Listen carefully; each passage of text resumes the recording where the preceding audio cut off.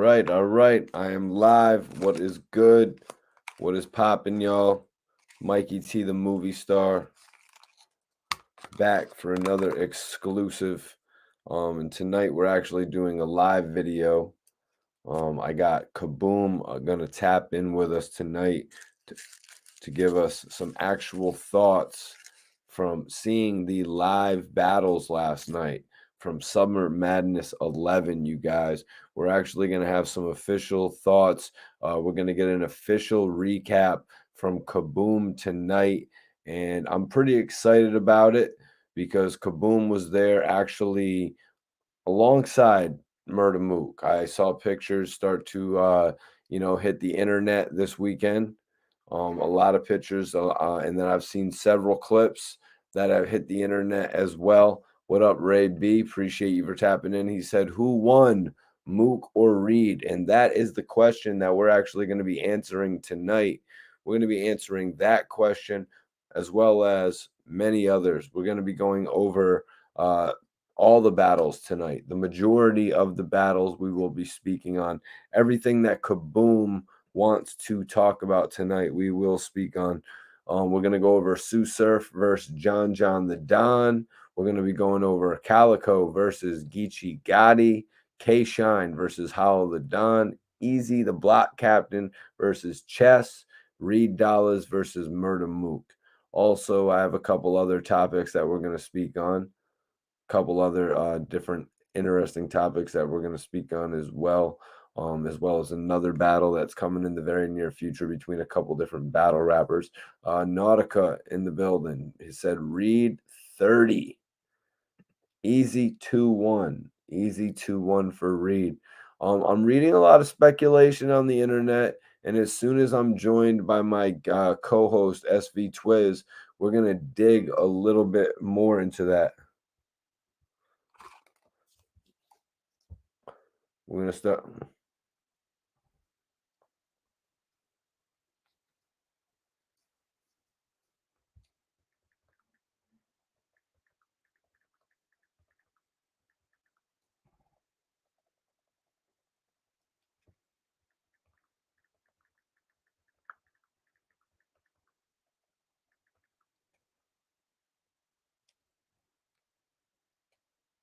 Sorry about that, guys. Just had a DM that I had to respond to.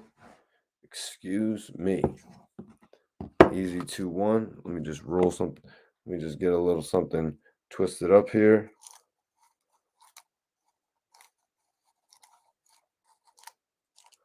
A little something twisted up here. Easy and Chess both won. Interesting take right there, man. Interesting take right there. Easy the Block Captain versus Chess, and Nameless Person says Chess and Easy both won. I could see what you're saying there, man. Both of them actually looked great from, what I saw. Both of them look great from what I saw. I haven't seen the full battles yet, but I have seen interview recaps, and I have seen some of the clips that have been released. And yeah, Chess looked great. Chess. Look, Nautic says that this was the best Chess by far. This was the best Chess by far. Yeah, I think he looked really great. I think he looked really dope out there. But Easy the Block Captain, I was reading that he had actually won that.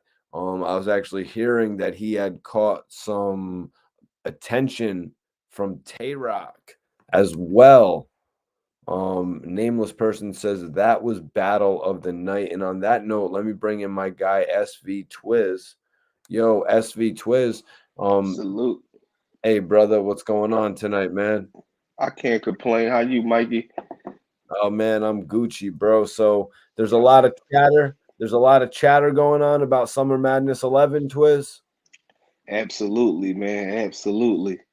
It's a lot of talk, man, and a bunch of different opinions. So tonight is gonna be real crazy, man. Shout out to everybody in the chat. Yep, we're gonna have Kaboom actually join us to give us an official recap. He was there live in person, but what is the biggest spectacle you're reading on the internet coming from this event? Well, the biggest thing was, you know, Easy and Chess being like the biggest battle of that night. You know what I mean? Like they were very, very. It was a very big battle. Other than that, it's a lot of people saying they was disappointed with Reed and Mook battle. You know what I mean? Like they expected a lot more. Due to the history, due to the going back and forth. You know what I mean? So those are like two of the biggest things right there that everybody talking about. They talking about the whole card, but those two right there, them Jones definitely stand out. Yeah, man, I had seen an interview that New Jersey Twerk did, and another person had come into the frame when he was doing an interview, and he asked him, "How was Murder Mook versus Reed Dollaz?" And the dude literally just turned around and walked away. It was like I was having a conversation the other day, and sometimes these battles that have all types of hype, you know what I mean? Sometimes these battles with all that hype, sometimes they won't deliver. True, true. That's why it's best to remain a silent assassins. You know what I'm saying? Like, especially for somebody like Reed. And I'm not saying Reed got trashed and nothing. Everybody's saying it was a clear win, but nobody was delivering how they should have. But Reed was known for being more of a silent assassin. So with all the going back and forth and oh, I'm trying to tell you this battle gonna be crazy. Like you kind of put yourself up on such a high pedestal that the people gonna be sitting there waiting for it. You know what I mean? And the BRC community don't play no games. Like Yeah, one of the battles that I had watched in the past that I was excited for, but it really didn't deliver for me was Loaded Lux versus Averb. I was hyped for that battle. Sometimes some of these guys with two big names, getting pitted up against one another, sometimes they just won't mesh. And I'm eager to hear what Kaboom has to say about that because that's some of the early chatter is that the battle with Murda Mook and Reed Dollaz was actually lackluster. facts. Another battle that I'm interested in hearing about is Tsu Surf versus John the Don. I'm totally shocked to hear that a majority of the people are saying that John actually caught a 30. Yeah, me personally, I feel like all Surf had to do was show up, have a good clean 3, 4 rounds, and that's what murder was the case right there. Because at the end of the day, people was complaining about Surf for getting rounds and coming to certain battles halfway and things of that nature. So Right. he delivered. On top of John the Don was pretty much trying to hunt Surf down. You spoke on it before where John you played clips from the interview you had with John the Don where he spoke on Surf hiding from him. Surf doing the retirement thing and everything because of him. You know what I mean? So he showed off. It worked in his favor. Yeah, Sue Surf in the face off had said, "Who else was I gonna battle? Cortez?" Like, wow. When he said that, I was like, I I totally couldn't see a Sue Surf and Cortez battle. You know what I mean? I think Facts. I don't know. I put how did you feel about Surf placing John with Cortez? Um, well, from the people that's like big names in battle rap, that's like disrespect. You know what I mean? Like Cortez is one of them guys where um he had a few good Jones, but he's not mentioned with the big dogs. Don't matter how long he been doing it, how many good battles he had. He's just one of them battle rappers that get criticized with everything he do in the battle rap culture. Look right here, Twiz. Don Philly 215 said I was wrong about Surf versus John. Surf won. Don Me, Philly me too. 215 in the building. Me too, Don. What's up, bro? Much love and respect, man. I was wrong on that, John, too, bro. I was agreeing with you. Like I had John on that just because of the energy that he had, and not just only the energy. He's a great battle rapper, but he didn't deliver. He didn't deliver like he was supposed to defeat Surf. You know what I mean? I don't know if he underestimated Surf or whatever the situation was, but the joint ain't work out for him. Mikey, you won that vote right there. You went with Surf on that one. Thank you. You Thank welcome, you. bro. And I was fortunate enough to change my vote in Murda Mook versus Reed Dollaz because Facts.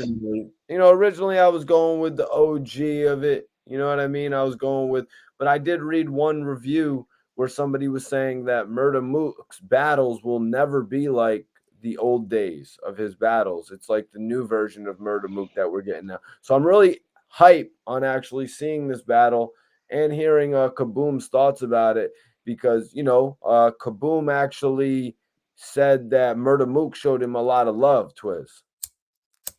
Facts. And I don't want to touch up on that too much. I got things to, speak on, and I already know you're gonna get into it, Mikey, when Kaboom get in here because, with him having a great relationship with Mook, but also come from, a legendary Philly group, you know what I mean, the Touch Money top class wave. So it's like, he had relationships with both of them. So, I would definitely love for him to speak on that, so, yeah, I Yeah. mean, Well, I mean, I was on his page and I saw a video that was quite a few years old, and hmm Murda Mook was shouting out Kaboom in that video, talking very highly of Kaboom in that video. And when Kaboom actually went out to Houston, I saw that Murda Mook was one of the first people there showing him love. And I thought that was really admirable. That's all I'm saying. and that's probably definitely what it was because at the end of the day, it's like Schizo in the building, you know, um, Kaboom, he's a beast on the battle rap tip. You know what I mean? He's one of them guys that you can put on that stage. So, being from Philly and having the rappers that we got a lot of hot rappers, but it's a group, a section of them that are cut for that stage. And for the guys that are from Philly that get a chance to be on them stages, do they feel like they're getting the recognition that they should from the people that is from Philly that should be, bringing people up? Much love and respect, Schizo. So that was real heavy for Mook showing love. You know what I mean? Khalif says styles make the best battles. Everybody shouldn't battle anybody. Yeah, I'm interested to hear about the Hollow the Don and K-Shine battle, man, because Facts. I was expecting that one to be, I think I called that as the debatable. Was that the one I called the debatable? Yeah. Oh, what? Sean versus Hollow. Yeah, I think you went with Hollow on that one. for sure. For sure went with Yeah. Hollow. What Yeah. did I have a Definitely. flawless? What I have a You went. flawless victory on this card or something? Yeah. Yeah. You did. You definitely did. You went with Hollow on that one. Everybody you Hollow, went. Everybody Surf, you went with. Definitely. Hollow, Surf, Reed, and I'm not sure if I predicted any others. Let me see. Oh no, I predicted Geechee. I predicted Geechee Gotti, and they're saying that Calico defeated Geechee Gotti. Yeah. Calico from Detroit. True. True. We'll see about that though, man. We'll see about that though. Some of these things you can't determine until you see it yourself. Other things True. you got to hear, like when I want to hear what Kaboom has to say about it. Tri-State Music says this, Twiz. Surf had the best performance of the night. Okay. That's heavy right there. So you feel like Surf performance was better than Chess and Easy? Well, I think he's talking about, that being the battle of the night and actually having the performance of the night is two different things. Okay, okay, I got you. As far as breaking it down and making somebody look foolish and everything. Yeah, it's like the MVP. It's like who was your Facts. favorite? Not both performances. Obviously, you Facts. know what I mean. Since people said that, some people said that John got one or it was 3-0. So you know, obviously, when something is 3-0, you're not going to call it the most competitive, crazy battle on the card either. True. Twin. True. That's true. But That's a let's fact. talk. I was looking at chess. You know what I mean? And somebody in the chat had said earlier that this is very good for chess too. I feel like it's very good for both of them. Of Chess course. already, Chess was already put on the pedestal, man, before this battle. So for Easy to go in there and hold it down, I feel like it was better for Chess. I mean, better for Easy than it was Chess. I was really surprised on who that Boom. Yep. Yeah, definitely. I was really surprised at the end of the day, um, on how much respect and feedback Chess got in that battle, being as though they treat Easy like, they like he's a rookie. He never stood in front of no big crowds or nothing like that. So for him to go in there and have a dog fight with Chess, you know what I mean? It says a lot. But Chess respect Easy Pen, man, that's for sure. Well, Twiz, is that because of the fact that Chess is homies with Tay Rock that he's gotten some light? I think he just got relationships with a lot of battle rappers, period. I never really heard really nobody talk down or bad about Chess, even times when he was, fumbling and things of that nature. See, Tri-State Music said exactly what Mikey said. Chess and Easy, Def best battle of the night. Okay. Man, that's interesting though, man. These guys, you know what I mean? I know Twiz, when we were doing the predictions, you made sure that we predicted, the block captain, Easy to block captain, and Chess, but wow, for that battle, probably the one that was given the least time, when it came to a face off. I did a check on the numbers. It was given about the least time. And to be, the number one battle, the number one talked about battle, the most competitive battle. You know what I mean? It's kind of like the dark horse. That's a fact. That's a fact. The question is to everybody in the chat, um, if Reed and Mook, they was the headline battle, if I'm not mistaken, right? Well, the last battle on the show, apparently, from what I heard Calico said, was Calico and Geechee Gotti. Oh, all right, yeah, you're right, you're right. So, Oddly, oddly, that became I'm gonna have to ask. We could ask Kaboom. I did have it written. I wanted to ask him about the card order. so the card being so crazy, who do y'all think the headline battle should have been if it wasn't who it was? Because it was like And it was knowing what we know now with Reed exactly. Dollaz and Murda Mook being lackluster, what should have been the headlining? It definitely shouldn't have been Easy the block captain in chess, though. Yeah, well, yeah. I mean, yeah, it definitely shouldn't have been. Should have been Surf and John. Do the people like to see it like that, Twiz? Do they like to see the end of the show a nice 30? Yeah, that's true. But I heard battle rappers also talk about they didn't really want to go last because sometimes the crowd could be drained by then. You know what I mean? The momentum and everything. So, it's Yep. like a science to it. Yep, 100%. We've heard both of it. Like we've heard rappers say, "Oh, Cassidy wanted to go on last because it was the feeling of going on last." However ridiculous that sounds, Twiz. I mean, come on, you know how it is, man. To go That's last true. makes you feel like the top dog. You know what I mean? True. It makes you feel like the number one The guy in the building. the You're grand finale. right. You're the Stone Hmm. Cold. The Hmm. Hollywood Hogan. You know what I'm saying? Yeah. Um, Seam Street Money says, or whatever the hell his name is. My bad, man. He said Surf and See, John John. man. Yeah, definitely. I agree with you. See, man, Street Money Gang.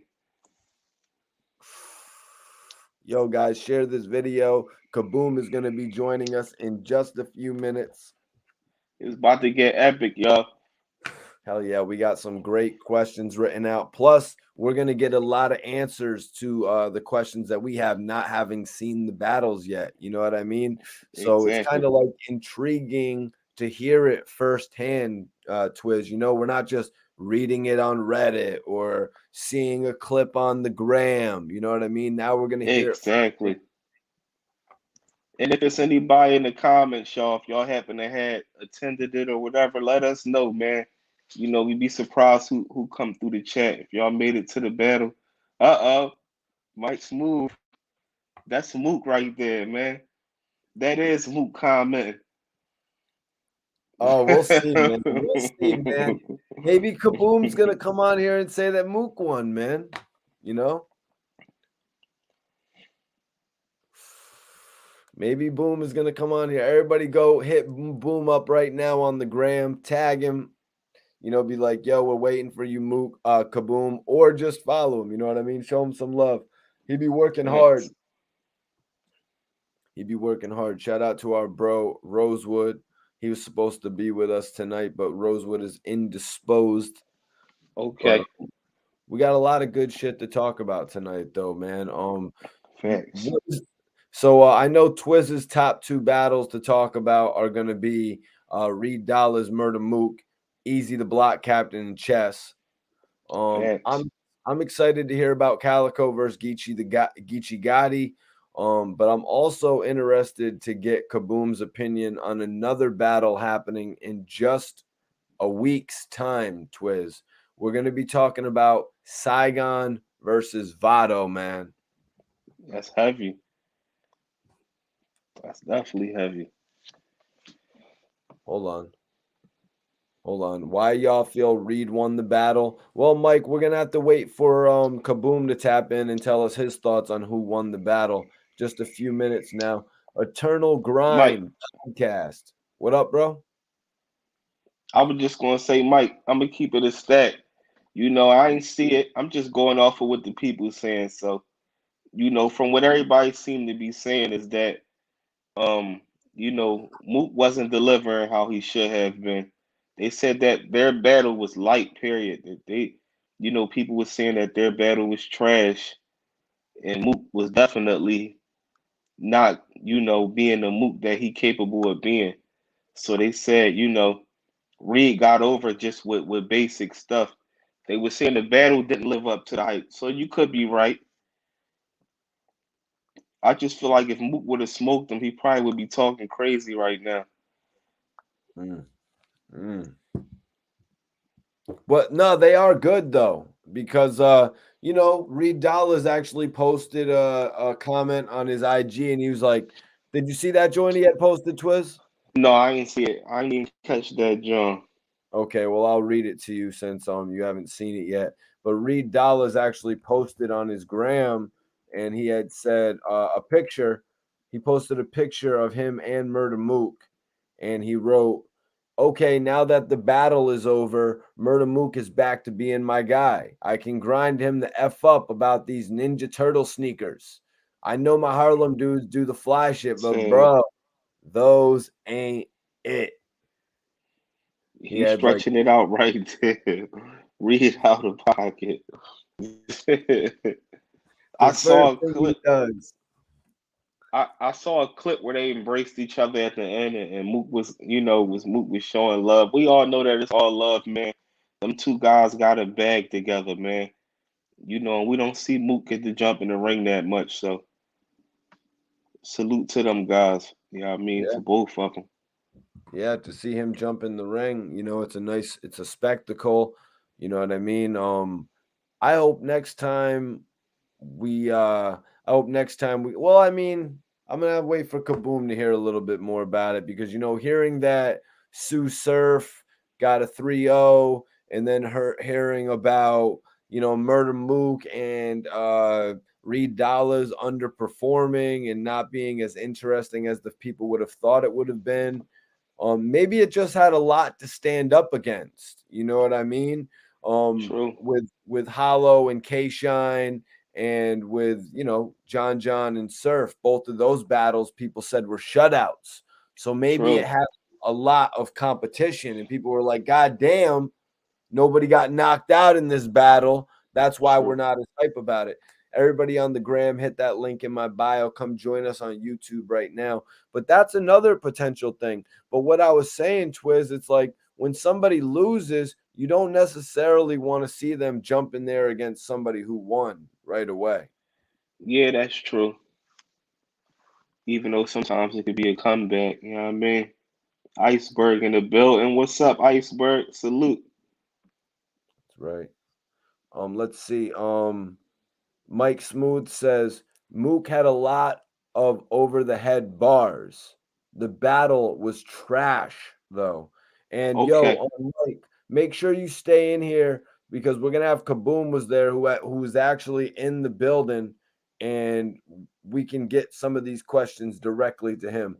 Uh, Eternal Grind, the podcast says everybody was looking for both of them to come with that era of battle rap. We wanted Durag Mook and Rambo Reed. The culture lost for that battle. that's Twiz, true. you want to comment on Durag Mook and Rambo Reed? It's true, man. The hunger on top of them going back and forth with each other before the battle, you expected to see that hunger and some, So I didn't really understand that, man. I guess it's, different when you step on that stage, but especially for Reed to speak on, that being such a highly anticipated battle that he wanted, and them talking about eras and who was lit the first and things of that nature. Like, the people definitely expected a lot more. So I 100% agree with you. Let's see. Yeah, Iceberg said he hasn't seen the battles yet. Yeah, we haven't seen the battles yet either. Iceberg, Facts. that's why we are going to get a full review from somebody who has seen the battles, somebody who Facts. was there firsthand, somebody who was actually a close homie of Murda Mook from the videos I've been seeing. And we're going to tap into all of that tonight as well. And Reed, so he was homies of both. So And Mike Smooths or Money Gang says Mook not a big battle stage rapper. He needs to be in a small room. and Well, Money I Gang, don't make sure you stay in here for a little bit so you can ask that question to Kaboom when he taps in. and I don't understand it. I just feel like Mook, when you mention Mook, you think of big stages, you think of, you know, um, big battles, you know what I mean? You think of Smack, URL, the Essence, and all of that. So it's like, that's like talking about Lux or somebody like that. Mook and Lux names always get mentioned together, man. I just feel like Mook be putting other stuff like Mook will get on there and talk crazy, but he probably got so many things going outside of that. Not probably, I know he do. Got so much other things going on that he probably really don't, go hard at as far as writing and all of that. Even though, like it was said earlier, his stuff can go above your head, but Yeah, sometimes that can backfire on you though, especially if you're facts, in that, especially with this battle when they want to see you tear somebody's head off. They don't necessarily want to see you come in there and, go over somebody's head. They kind of, facts. you know, after seeing two knockdown drag out or, you know, things with Hollow and Surf apparently, but let me see Also, right here. Oh, what's up, Twist? Go on with I your was going. thought. I was just gonna say also with not having too many angles on your opponent, that could make it difficult too. I just wanted to throw that out there. You In know, whose case? Who and had either the lack one, of either I one? yeah, I think either one of them didn't really have too much angles. You know what I mean? Like it was hard. Like with Mook and Tay Rock, Mook had angles that he was going to use against Rock. You know what I mean? Yo, address this right here. I'm not too sure what Eternal Grind podcast means. He says it's cool to do a story, but Mook wants to do thirds of stories. We're good on that. I I guess he's talking about how he break it down instead of, delivering the whole thing. He'd give you a portion on it, then jump to the next subject. That's just my take. Let me know if I'm wrong, bro. Because he got So the tendency of doing that while he talking also. You know what I mean? He'd talk, the sentence would stop. let me see. Oh. He said 3 rounds. My bad. So it's Okay, cool story, but Mook wants to do 3 rounds of stories. Okay. He okay. said Mook wants to do 3 rounds of stories. And yo, Eternal Grind, stay in here so you can ask that question to Kaboom if he kept it based on stories. I'm not sure if either Twiz or I actually have that in our questions. Definitely. Definitely. So make sure y'all got y'all questions ready. Salute to everybody in the chat. We don't want to hear 3 rounds of stories. That should be boring. So what are other examples of ways to go in these rounds, Twiz? Well, that's probably back to just what somebody was saying earlier, where Moot bars can go over your head. It's like that, bro. You gotta replay a verse 12 times to catch every section of what he talking about. He'll get real scientifical on you, where it's like I heard him speaking on like the dollar bill and all of that. You gotta really be there and anticipating everything he's saying. Where sometimes, most of the time, don't nobody want that for your 4 3 rounds, bro. Like you had your moments where you break down some things, but don't go too above people's head. You know what I mean? You still gotta throw punches in there. You still want to try to take your opponent out. KTP CEO says Mook has to have an angle on the opponent. I was in the building last night. So KTP, Salute. did Mook have any angle, or is it like Twiz is saying, where both of the rappers suffered because of the fact that they didn't really have too many angles to go on last night? And Salute Iceberg says, um, um, to Iceberg says, you. sorry, Twiz. Iceberg says, too many schemes mess up these rappers' bars.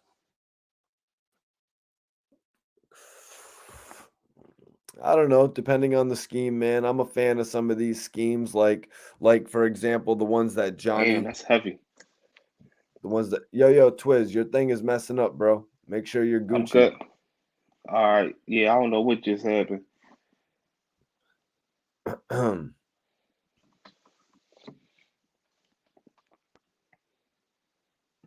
Yo, log back out and log back in, Twiz. All right, cool.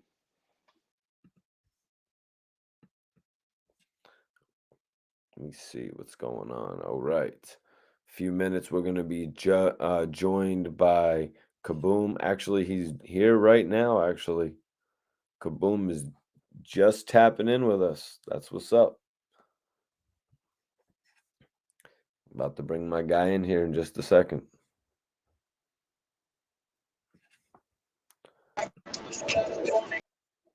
Oh, shit.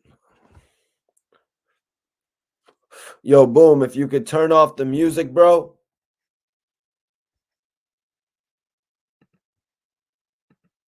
Yo, Boom, if you could turn off the music, bro. Let me know. You good? Gucci. Boom. All right, let's get our shit situated. I just got Twiz getting Yo, his shit situated right now. What's up with you, Boom? what's up with you, my guy? Not much, man. Just living off this hype of these battles right now, man. Everybody's talking about last night. That's the whole goal. Oh yeah. That's the whole goal. Yep. No, I was That there a man. couple years ago. I was there a couple years ago in Houston for the Geechee Gotti and Tsu Surf battle. Mm-hmm. How was your experience? Would you say? It was crazy because I actually went to the I might have told you before, but I went to the Gnome. I went to the Gnome event, and then I went to the Home event. I believe it was called the Home event, where they had Scotty versus Sharon. So it was like Yeah, 2 different events I went to that weekend. It was pretty nuts, man, to be out there in Houston running into all the people like Slim Thug and Little yeah. Flip and shit. How was your experience this weekend, man? Oh man, it was great. It was great. First of all, I came to a conclusion. Well, um, I've been at damn near every Summer Madness that they ever had, except for the previous 3 before this one that just took place this weekend. The last one, I just came home from jail, and the last 2, I was in jail. So had I not occurred, I would have went to every Summer Madness from 1 to 11. So I was like, damn, that's kind of decent. You know what I'm saying? And you know, people can't say I don't love this culture, man. Like I don't just be out here, man. Like it was a great experience though, man. I loved it. I got to connect with a lot of people I ain't seen in a while. A lot of people didn't know I was booked. They thought I ain't fuck with them. They was like, damn, boom. I'm like, motherfucker, I was booked for damn near 2 years. They like, you was booked? Yeah, motherfucker, what you think? I just went with his head under a rock? Like, you kidding me? See how much shit I'm trying to shake up now? And like, what you mean? So it was nice to just connect, you know what I mean, with a lot of my fellow artists from all over. You feel what I'm saying? And try to bridge some gaps. You know what I'm saying? So Who were some, yo? Welcome in my co-host SV Yeah. Twist. Salute. Swizz, Boom. it's What's up, always bro? a What's pleasure. up? Oh You man, already it's always a pleasure, bro. appreciate it, man. So, boom. Let me just ask you, man, before we really get this thing kicked off, who were Right. some of the people that you actually ran into out there in Houston? Okay, so all right, so this is crazy, right? So while Mook and Reed is battling, you know, I'm just, busybody around, you feel what I'm saying, trying to connect the dots. So I see K Shine sitting on that like in the back of the stage. So he like, damn, boy, what's up? So I'm like, what's up? Because I didn't know what his whole thing was because I ain't talked to him like ever since I was booked. So he was like, damn, you don't fuck with niggas. I said, nigga, I was booked. Like you ain't reach out to me. He was like, booked? Wait, what you mean? I'm like, motherfucker, I was booked for like 2 years. He was like, what? Wait, what? And so and he called somebody else over, somebody named Rafalini. And he's like, yo, why you tell me Boom said he ain't fuck with us? And Pride was like, no, I ain't mean it like that. And he was like, no, your exact words was, Boom said he wasn't fucking with us. But Boom just said he was in jail. No, did you know that? Oh, yeah, I knew that. So why you say that? That was crazy. But I said, you know what I mean? I said, don't fault him because, maybe that's how he felt at the time. You know what I mean? Like, don't fault that man for that. This ain't nothing we can't fix with a simple conversation. If he did say that, apologize and keep, or, he ain't mean, whatever. And keep it moving. So that's what we did. So that was just interesting. And because he was like, yo, if you still with it, like we would love to still have you over at NWX and working with us and shit so we can get you in these places where you need to be. Because at the end of the day, that was for me, that was the whole point of even going out to like this event. You feel what I'm saying? It's just to go connect these dots and don't wait on people to come to me. I'm gonna come to them and let motherfuckers know I'm here and I'm out here. So that was like the best experience because we was literally talking like the whole battle, and next thing you know, all I heard was, "Yeah, give it up for Mook, give it up for Reed." What? And then that was that. So I didn't even see that battle. So but that was like crazy. Like that was that joint. Then I met just literally just all just MCs period, just artists period, all of them. Everybody was giving me my flowers. Everybody was like, damn, boom, we need you over here on this stage. We need you here. So I was like, I'm on a collision course with it, so I already know it's coming. We ain't gonna rush it or nothing like that. We just going playing strategically. Yeah, boom. I saw that you said you plan on being on the Summer Madness stage by next year. That's my goal. That's my goal. You know what I'm saying? I gotta, you gotta set obtainable goals. You feel what I'm saying? And just go and attack, man. I'm in attack mode right now. Like I'm in full attack mode. Full attack mode. Right is right, and wrong is wrong. I'm not holding no punches and none of that. You feel what I'm saying? I want to be the villain. So Thanks. so So, you know, I'm just in attack mode, man. I just want to rap. I just want to rap.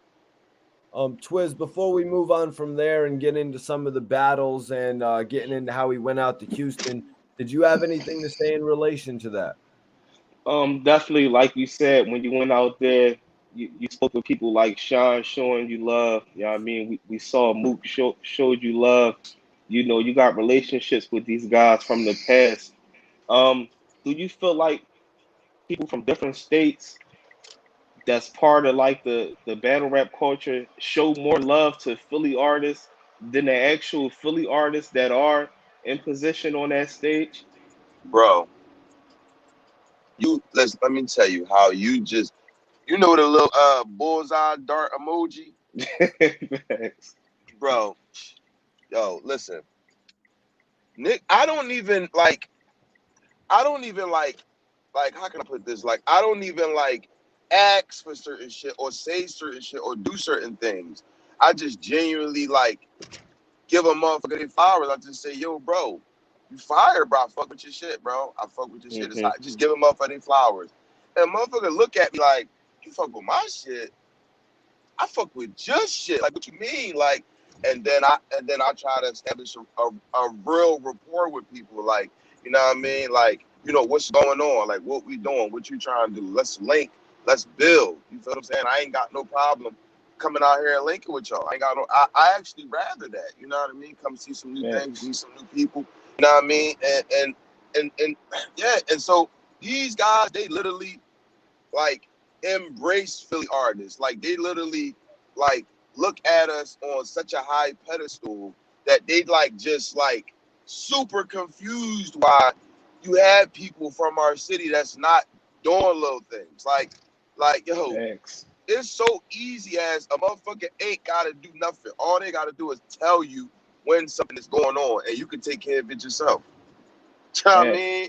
They could just tell you this going on this night, this day. You know what I mean? But them niggas do you one better. They be like, not only am I going to tell you, not only am I going to make sure you get in here and get the royal treatment, I'm going to make sure that motherfuckers know, yo, you in here. Yo, what's up? Why you ain't holler at him yet? Like, pull their card. Why you ain't holler at him yet? And so I be like, damn, like, these niggas doing that. Why can't our guys do that? Easily. Exactly. You know what I mean? There should be no reason that I could call and just call a certain person from all the way over here anytime, and I could call somebody that I'm supposed to be from the mud with, and they don't like rock. They don't answer. It's like nothing there. You know what I mean? And I always say like, that's cool. That's not no love lost. You're not obligated to do none of that. I think it would be decent because I'm there for you and I'm like genuine with my love. But if you don't, it's no love lost. Just don't get mad when you see me moving around. And just because you didn't know I was connected, you feel hurt because you didn't know I was connected. You know what I mean? These dudes be butthurt because they didn't know you was connected and you just fuck with people. And it's just like, bro, I'm born and raised, bleed Philly, man. I fucking literally put my body, self-career at risk all the time. So my rock out for the city is never questioned. But I just be like, yo, man, like, these motherfuckers. Hold on, I just lost my train of thought because I was trying to make like 2 points right here. Yeah, like these motherfuckers like don't even live in Philly. These people don't even live in Philly. I don't live in Philly. So how y'all just like so like just so for Philly, but y'all don't even live in Philly. Like I know where I'm from, but I'm trying to move to California. I'm trying to move to England. Like I don't mean I don't love Philly no less, but I got shit I gotta do, man. You know what I'm saying? I'm trying to see the world. Like a tip I'm on. So, and that's what's wrong with Philly too, because Philly's so we the only place that go at anything like a battle with somebody else from somewhere else turns into a Philly versus this whole place. True. You know what I'm saying? That's true. It's like that. How is this Philly versus Baltimore? How is that? This ain't Philly versus Baltimore. This you versus him. What you talking about? Exactly. No, man, but couple questions from the chat, Boom, before we continue on. Yeah. KTP CEO says, Ask Kaboom, did he go to Club Rumba on Friday night? Yeah. Yeah. where? Yeah. I was in that joint. I was in that joint. That joint was popping. I ain't even gonna lie. I was all in that joint. I ain't gonna hold you. You know, just trying to get the, you know, and it feel good when the like the staff for these certain events, it's like, you know, I'm just carrying it regular, just chilling, humble, and they just like, oh no, you don't gotta do that, Boom, go ahead. Glad to see you out here, man. I hope to see you out here more often. And that means everything. It's just like, wow, like, you know what I'm saying, the love be there. The love be there. They just be like, we here. Like, you know what I mean? You just got to make the effort to come and connect and you know, come claim your flag. Like, you here. Yep. Yo, right here. Money Gang says Boom and Av would be fire. It would be. Eternal Grind says Kaboom versus Tay-Rock would be a crazy battle. That would be a good job. That would be fire. I want to smoke with any and everybody, man. That's all they was asking me all weekend. Who you want? Yo, I don't got no type of like, I don't care. I don't care. From the lowest tier battler to the highest tier battler, I don't care. It doesn't matter. It doesn't matter who the opponent to me. It's just all about the stage to me. And we know that's the biggest stage. So when it come to over there, listen, y'all could just give me about anybody. Let's just turn the look up. Facts. You know what I'm saying? Let's just turn the look up. Everybody watching this video, go follow Kaboom. I got it pinned up right now. KTP says, bro, we grew up with Philly. H-Town all day. Scarface is from my hood. Facts. Much love and respect. Oh, man, salute. Yo, H-Town was showing so much love. It was just crazy. It was showing so much love. It was just like, I've been on a crazy like travel run like recently. I kind of been like just all over the place, just everywhere, just traveling heavy. And I think that's why my outlook on things is kind of like, not only am I growing as a person, as a man, I'm just so comfortable with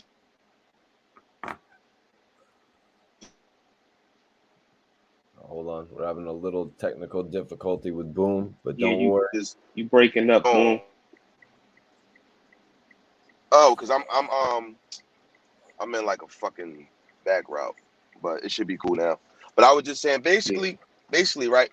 I've just been traveling so much that I can't just like go here, go there for months straight, and then just, you know what I mean, just be like on some Philly versus this. Yeah, but I just did that a few months ago. I just did that a lot. I'm off that, man. I'm on some Boom and the thorough people versus everybody. That's what I'm on. Facts. You know what I'm saying? Boom and all the real people all across everybody versus everybody. I'm not even on none of this kind. Like, let's stop this, man. Let's stop this narrative right now. Let's stop this. Because that shit is a bad look. That shit is a bad look, man. That's why niggas don't never want to come. So let me ask you, Kaboom. Let's talk about your friendship with Murda Mook. Can you break it down for me how the two of you got so tight? He had said y'all knew each other for years. Well, back then, like way back in the day, when we had the Music Hut at West Philly on 52nd Street, everybody came in there and brought like DVDs, mixtapes, and artists came with it was just a lot of people was coming down there, so I just got like the opportunity to meet and know a lot of people that like the general public, you know what I mean, everybody just wasn't really hip to yet. You feel what I'm saying? And I just meet this boy, that boy, and be like, damn, like, oh shit, this such and such. You know what I'm saying? And so obviously we got the contacts because they bringing us down there, their mixtapes and DVDs and stuff. You know what I'm saying? So already knew, like we already like knew of each other. Like I didn't give a fuck about. I thought he was hot, but it was no big deal. So we end up fast forward, and Tone Trump. I believe it was Tone Trump and Kill King. He already had new Mook from some prior sessions. So he said, "Yo, I want you." I actually posted it on here. I mean, so I came to the studio in New York. Boom, and I was like, "Yo, you remember we used to go down to the store and shit like that?" And he was like, "Oh yeah, that was you." Boom, like that shit great. It was over. He pulled my card and started come down. So I remember one day, it was like 8 at night. We was just floating around high board. We said, "Yo, let's go to Harlem and fuck with Murda Mook." Just fucking joking. We called him. He said, "Come down." It was it. Showed us a great. We went down Harlem like it. We just kept down there and just rocking out with him. And he kept coming down here. It was just regular shit. And then that's literally just how it was. And from there, it just transpired into a situation where he always felt like I was one of the hottest motherfuckers, the hardworking motherfuckers out here, and that anything I need as far as me personally and rap wise, if he could do it, just ask. So when a nigga say shit like that, and a nigga do shit that's like I don't like ask, or you just know like because you got eyes and you a person, you just see like I'm gonna just do this. That had me like, damn, this boy all right. It's like it's a good boy. Like he ain't had to do X, Y, and Z. Like I mean, like you had to do this. You had to bring me here and put me. You ain't have to do that. You ain't grow up with me. Why what you gain from you? I'm gonna bring you here and you do it. You do with it what you will. So and over time, I just built into a nice situation. Like you know what I mean? Like see, a lot of times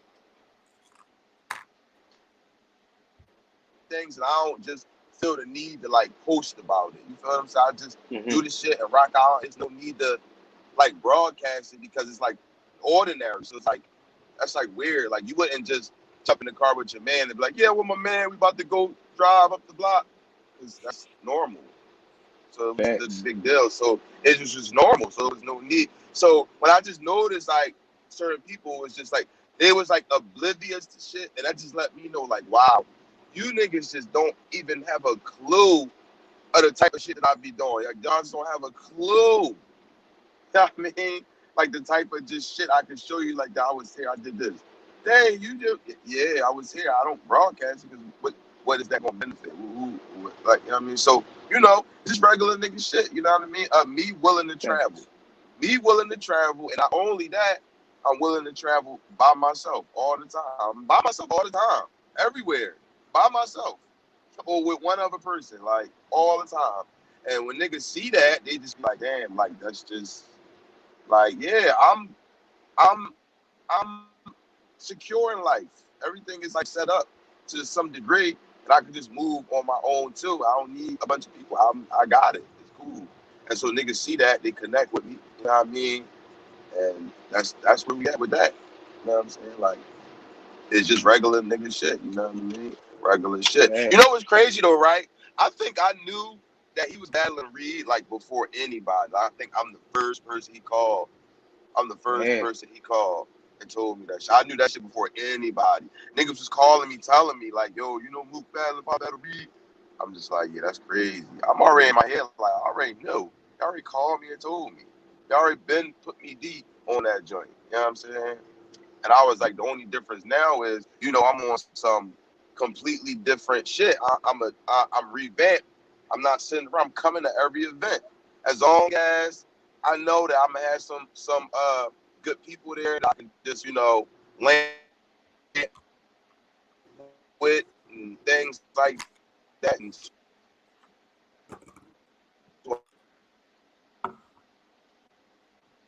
he said, yo, I don't think people really understand how cool he is, and like you like my friend and shit. Like you know what I mean? Like, and I don't even use that word. And I was like, Yeah, I know. Like that shit like crazy. And he was like, yo, so I mean, when you come down here, you could just go ahead and like not like be with me, like, because I don't want like people. I was like, bro, so you want me, right, to come down here and act like I don't fuck with you? That's what you want me to do? That's weird. I'm not doing that. He was like, no, I'm just saying for you, man. I don't give a fuck about none of that, man. I'm never going to front or stunt on anybody that's loyal to me and keeping. That's a good person. Why would I do that? That's weird. I'm not going to do that. I'm not going to do none of that kind of shit. I'm gonna be real with the motherfuckers that's opening their arms to me. You know what I'm saying? And that's being genuine. I'm gonna be genuine back with them. I don't care where you from. Yeah, I think you wanted to ask about that, didn't you, Twiz? About him going down there. Facts, and you touched up on it, and that's exactly pretty much how I saw it, man. It's like, you know where we from, bro. They say it's a love and hate thing, but we all know, Philly kind of got the reputation of certain people get on and they just be like forget everybody else. At the end of the day, this is a business right here, and you a legend, man, and it's a lot of other ones where it's like, y'all deserve to get put in that position one way or the other. And we all know you cut for that stage. We know you cut for that stage. So the average people is sitting back thinking, like, even with like Cass getting these groups, like, why ain't Boom Coattail get pulled? You know what I mean? It's like a handful of rappers that's from the original era that's even cut to get on the stage nowadays. And for those of y'all that are able to, do that, what's the hold up? The whole world know y'all already. That's You know what I'm saying? And it don't add up, because we would all love to see how you just you see how you. I'm sorry to me to cut you. You see how you just you good. You see how you just perfectly articulated that? Like perfectly articulated. Like, I don't see like what's the hold up. Like, what? I don't get it. Like, we're all intelligent people here. We all understand that it's a lot of things that can be done that won't cost you a dime. All it cost you is a phone call and a little bit of your time just to make sure it just sees through. And then you can go about your business. You feel what I'm saying? Yes. But you wanna like, I always go out my way to let a motherfucker know, like, and everybody that know me know, like, I'm more the motherfucker that's gonna be there for you. Like, I'm the motherfucker that motherfuckers can depend on. I'm the motherfucker that I'm here. Like, so it'd be like, I don't want nothing from nobody. I don't want a person to like give me nothing. I want you to give me work. Like, you know what I mean? I want you to put me to work. Like, help me get work. Like, help me help myself. Don't give me nothing. Point me in a direction of what I need to do, and I'm gonna go do what I need to do. And it's real crazy that, like, the ratio of Philly artists and out of state artists, like, all right, a Philly artist literally reach out to you and say, yo, man, you doing your thing, man. I just want to let you know X, Y, and Z, stuff like that. You know what I'm saying? You appreciate the time. I'm like, bet, that's what's up. And then you'll have one of these dudes that'll do the same thing, but not only will they do that, they like backing it. Like, yeah, I think you're doing your thing. You need to be here. Why don't you come here? Why you going, like, it'd be like, damn, it's that easy. It's that easy. And I just like, so why can't, like, you do it? You can do it too. Exactly. These niggas can easily do it. All they gotta do is just like place you right here and say, yo, this is my man such and such. Boom. And walk off. Now boom, now you can take it to wherever you need to take it to. You feel what I'm saying? You know what I mean? Now it might not work out, but at least a motherfucker can't say, well, we ain't trying to see, like, you know what I mean? Like we'll do something else. Like, I stay, let's take like the Battle Academy for example. I stay linking shit up easily. All I say is, yo, this boy nice. And that's it. And they go check him out, see nice, and shit get legs from there. And it'd be that easy. That easy. It ain't cost me nothing. You know what I mean? And it's not for me. And I don't even need to even tell that person that I did that. I don't even need to do that. I just sit back and let the situation get put together and know that, okay, I helped this guy further his career. Maybe he can help somebody else when he get the chance. I don't need to like let him know what. You don't gotta tell me what you're gonna do to do it. Just do that shit. See it exactly. through. And that's it. That's it. That easy. And so you can't sit and tell me that if you got love for a motherfucker that you don't want to see him win. You can't tell me that. Why would you want to be Exactly. just the only one? Don't you want to be surrounded by greatness? You know what Right. I'm saying? Don't you see Facts. these other examples of these other places where there's like so many artists from there and they all charting at once. Like all of them got records out and at the same time. It's just like, what's different from them and Facts. us? Nothing. It's just them motherfuckers. They ain't got no problem with just being like, yo, take this, take that. You know what I'm saying? Like, you know what I mean? Like, that shit really Yeah. crazy. That shit is Yeah. really real like that. Kaboom. I Yeah. actually just did an interview with Saigon, and he was explaining that when he first met Benny the Butcher, he wanted to help put Benny the Butcher on. You know what I mean? He didn't care about the fact that Benny was so talented that another CEO might say, "Yo, I want to sign Benny over him." He just wanted to see him win. So That's let's all. let's That's let's all. talk about Summer Madness 11 a little bit, man. What was the stand before we get into battle by battle? What was the standout battle in your mind? Oh, for me, no question, is easy to block captain in chess. Woo! For me, for me, Yeah. that was my Why was shit. that, man? Why was that? And all right, so me, easy to block captain, and Jay Black all just had like roles in the Fresh Prince reboot or remake. It's called Bel Air. It's gonna be on Damn. Peacock. I don't know where it's gonna air, but yes, I be making all kind of moves, but I don't. But anyway, so we was all in that joint. So when we was coming out of our trailers at Wardrobe, I was telling him, you know what I mean, I'm coming down there, bro. I'm down there, like because your battle is like the battle I want to see, like you know what I mean, like I want to see your battle because I know the grind. I seen you killing niggas, you know what I mean, in Philly in the home leagues and catching bodies and Mhm. just, getting looked over. So I was so happy when you finally got your opportunity because I knew what you was going to do because you seasoned. You've been doing this. You ain't new. You just new to the general public. So that's all that Correct. mattered.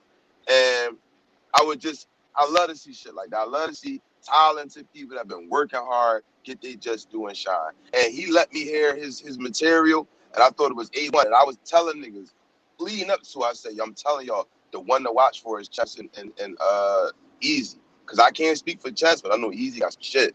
And niggas was saying what Mhm. they was saying, and we see what transpired. Mhm. It was I want to say that joint. Besides that, see another battle I liked was Tsu Surf and John, but that really wasn't a standout battle. That was a standout body. That was a standout rundown. Like Surf just ran down on John, and it wasn't that John was like horny or nothing, or John wasn't fire. John was dumb fire, but it was just different. Like what Surf had was just different. It was just I preferred that better. It was just different. The crowd was yelling 3-0. It was just body, man. It was just over. But Chess and Easy was more of a back and forth. That was more of a back and forth. Chess was saying some crazy off the wall shit. Easy. It was fire. So that was my favorite battle. I literally sat and watched that whole battle start to finish, That was a and true wanted to dog watch it fight. again. Yeah, I wanted to watch it again. I wish I could have like rewinded it. That shit was crazy. So Um, what was shout the out to take? Easy the Block Captain, man. What was the take on the winner that night? Can you call a winner With who? with Chess and Easy to Block Captain? Oh, I'm going with Easy. I'm going with Easy. Chess has some. Listen, I would not be mad if somebody said no. I got Chess in that. I wouldn't be at all. I could say I actually Mhm. can agree with you, but it's just they was going at it, so it was like now it's just preference. Because now it comes to a preference. You know what I mean, who style you like more? And I'm rocking with Easy style because I like the drug talk, so I like that. I was Mhm. fucking with that. You know what I mean? So yeah, that was my. That's what I got. You know what I That's mean? what's up. Twiz, did you Yeah. have any questions in regard to Easy and Chess? No, Boom pretty much touched up on everything. Um, as far as like Easy getting overlooked and stepping in the ring with somebody like Chess, where the battle rap culture, you know, they gravitate to him, they co-sign to him, they co-sign him a lot. So, you know, that just shows the material and how nice Easy is for him to come in and, you know, not get trashed for dumping in front of Chess, man, because, you Right. know, feel like he still get underrated, but people eyes are opening up more. You know what I mean? Super underrated. Absolutely. Absolutely. Absolutely. I saw some people say Now, that both Chess and now Easy won from being on look, this now, card. and look, Easy is a great is don't take. Hold on, I'm about to. I don't know if I'm breaking up, but Yeah. I'm like getting near my crib and where I live. It's like, you know, I live in the super suburbs, so it's like this little turn Hmm. and signal drop. I'm just giving y'all a warning. It might not drop, All right. but it's just a warning. So if shit gets shaky, don't follow directions. So anyway, so Easy is a prime example of what we just talking about earlier, where if a motherfucker nice, all he need to do is just get put in front of the eyes of the people who can take that to the next level. And we see a great example of that. Like a great example. Yeah. You get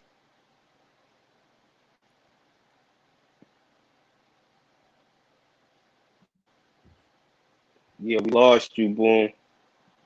from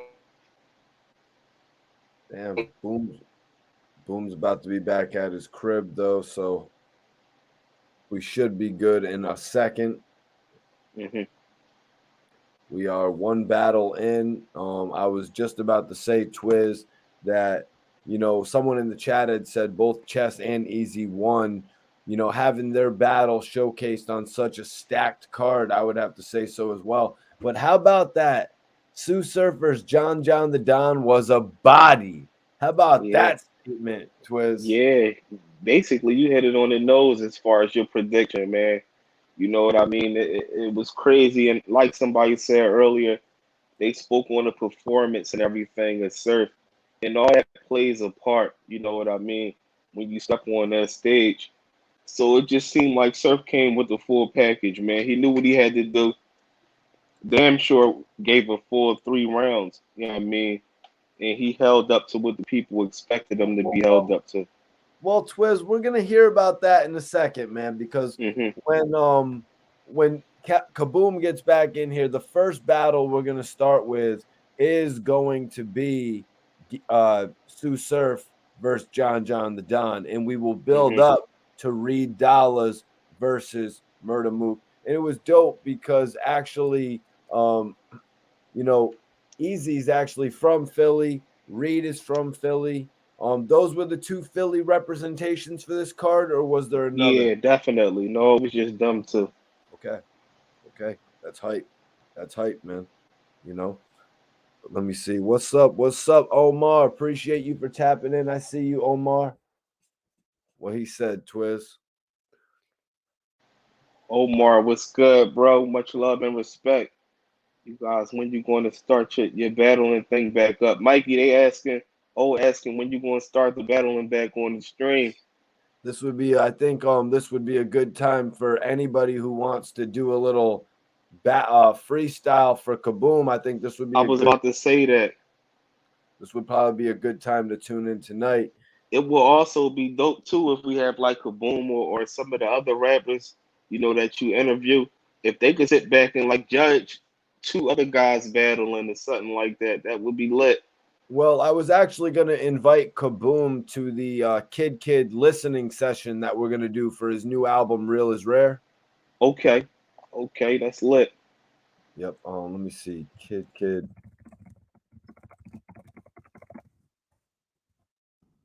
Let me see if that's available on Apple Music just yet. I don't know if it's available just yet on Apple Music. Kid has a lot of music up there though, but yeah, so Yeah. Twist, I had told we were planning a little listening session for Kid's project. I wanted to reach out to several people that mess with Kid to jump on the stream.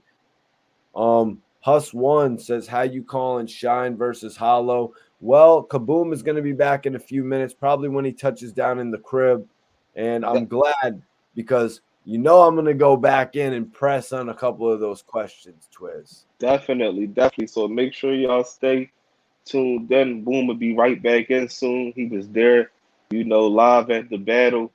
If y'all just tapping in, much love and respect. Get ready for a lit stream, y'all. Boom was just on his way in the crib and had a little bit of connection issues, but he'll be right back on in a minute. Twiz, he said some shit that you wanted to talk to him about, man. He started basically saying, yo, I guess Murda Mook said to him, yo, you don't gotta be, all jacking me, you don't gotta be all like, Facts. I'm rocking with you, this and that and the Well, third. But Boom is like, nah, that's not how we do things. And you sort of embraced that concept, Twiz. facts, definitely. Just to read between the lines, for everybody that's in the chat, if y'all was wondering why we saw Boom on the interview with Mook, he pretty much explained it. As far as Mook being genuine person, we got But you Boom know back what on. though? And I What's up, man? apologize for that for y'all. I apologize for that, y'all. I'm glad you brought that up. You know what I'm saying? Because we could definitely, I'll super clear that up again. You feel what I'm saying? As many times as I need to. You know what I'm saying? Like, first of all, it's content for me, and second, I love being right. You know what I mean? I love being right. You know what I mean? I get a little petty sometimes. You know what I mean? And I bet I just be like, like first of all, I want to say right that I think that it's super wild, but I'm glad that certain things transpired because that let me see people's restraint, so to speak. That let me see how much a motherfucker like care about me as far as if I fuck with a motherfucker and I feel like you doing something that maybe I don't agree with. Well, because I care about you, I'm gonna grind you up about it, but I'm gonna listen to your point of view because maybe it's something I don't know. So first and foremost, I'm gonna reach out to you to try to correct you because maybe you don't know what's going on. So let me let you know. But then you might tell me X, Y, and Z, and it just shine light into everything that I don't know about. I'm like, oh shit, well that makes sense. So I say that to say, I just noticed a lot of people, they didn't even like call me and say, yo, what's going on? Motherfuckers just said, oh, this is what it is, and that's that. And I was like, oh, all right, I'm glad you did that. Because that just let me know you didn't really fuck with me. If you could just quickly just be like X, Y, and Z, you know what I'm saying?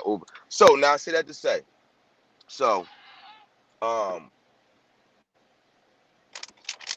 don't give it like, all right, matter of fact, let me say this. When it comes to a lot of the smoke and mirrors and things that's been going on and shit like that, like niggas don't put out what's really going on out to the mass public. And I understand that to some degree, but this ain't how it was back in the day, man. Niggas like not as tight as they was back then for whatever reason. And it ain't no love lost. It is what it is. So when people think that, oh, this is some kind of gang and it's like no, niggas is not even around each other and shit like that. You feel what I'm saying? On a regular basis, how it was. Now I say that to say that shouldn't mean nothing because we all connected with each other. But niggas like don't answer the phone. Niggas not around. Niggas don't do shit. Niggas can say bro all they want, but your actions is going to show whether that like you really mean that or you don't. You know what I mean?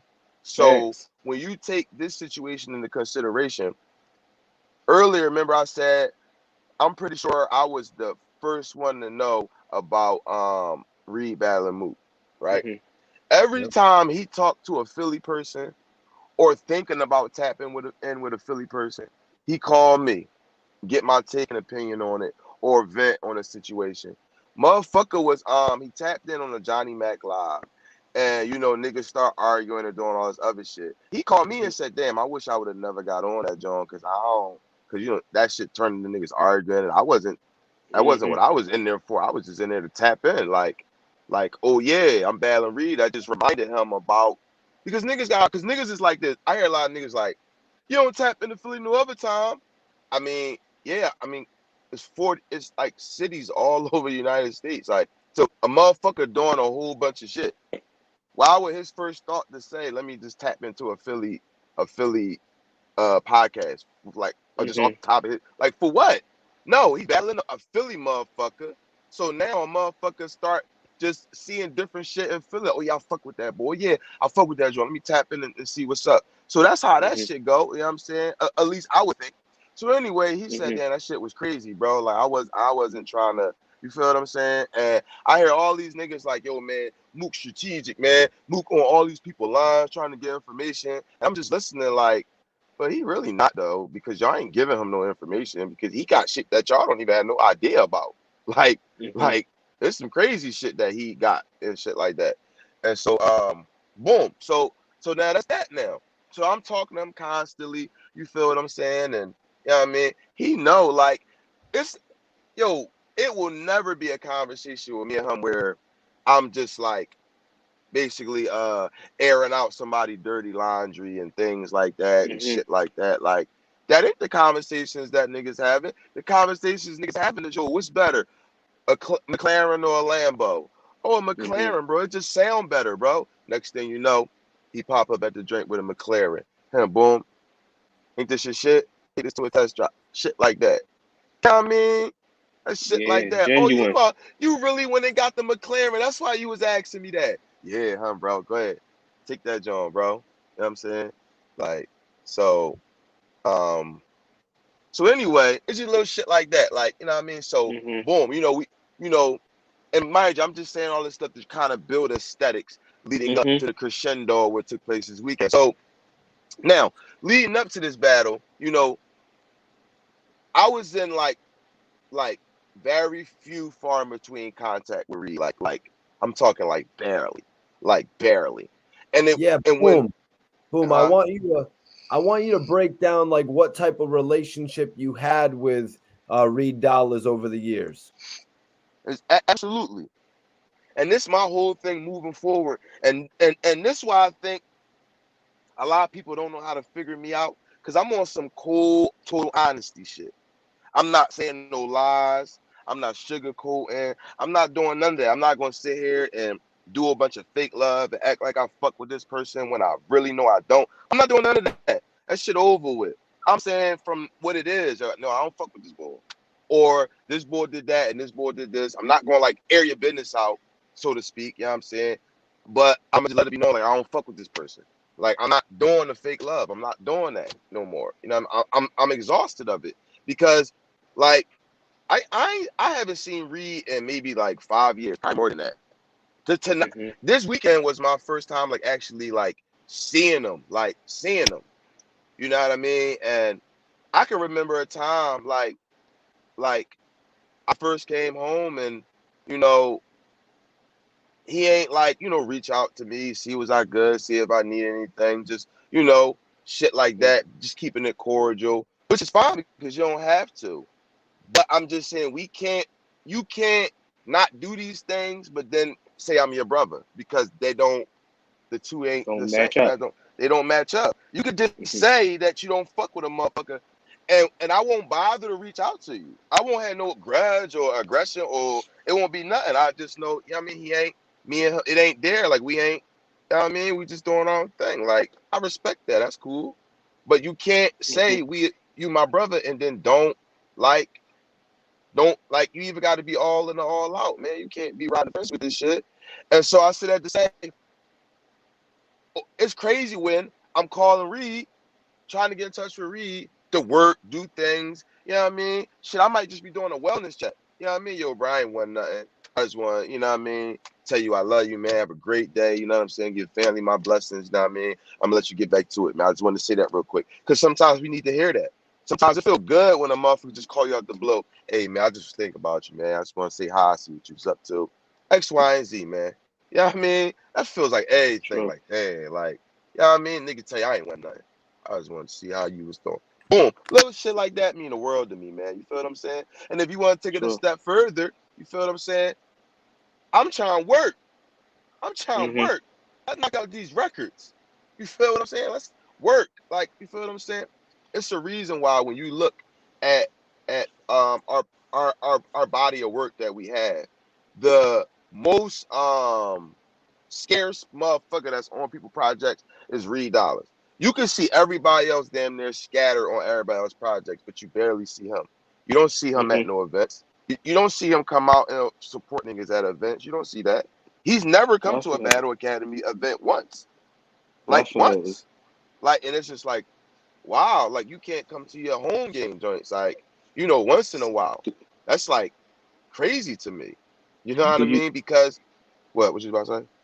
I was just saying, I didn't mean to cut you off. Do you think that Reed feel like he above everything, man? Like above the team, above everything that's going on as far as in the city? I feel like if you feel like that, more power to you. Let it be known.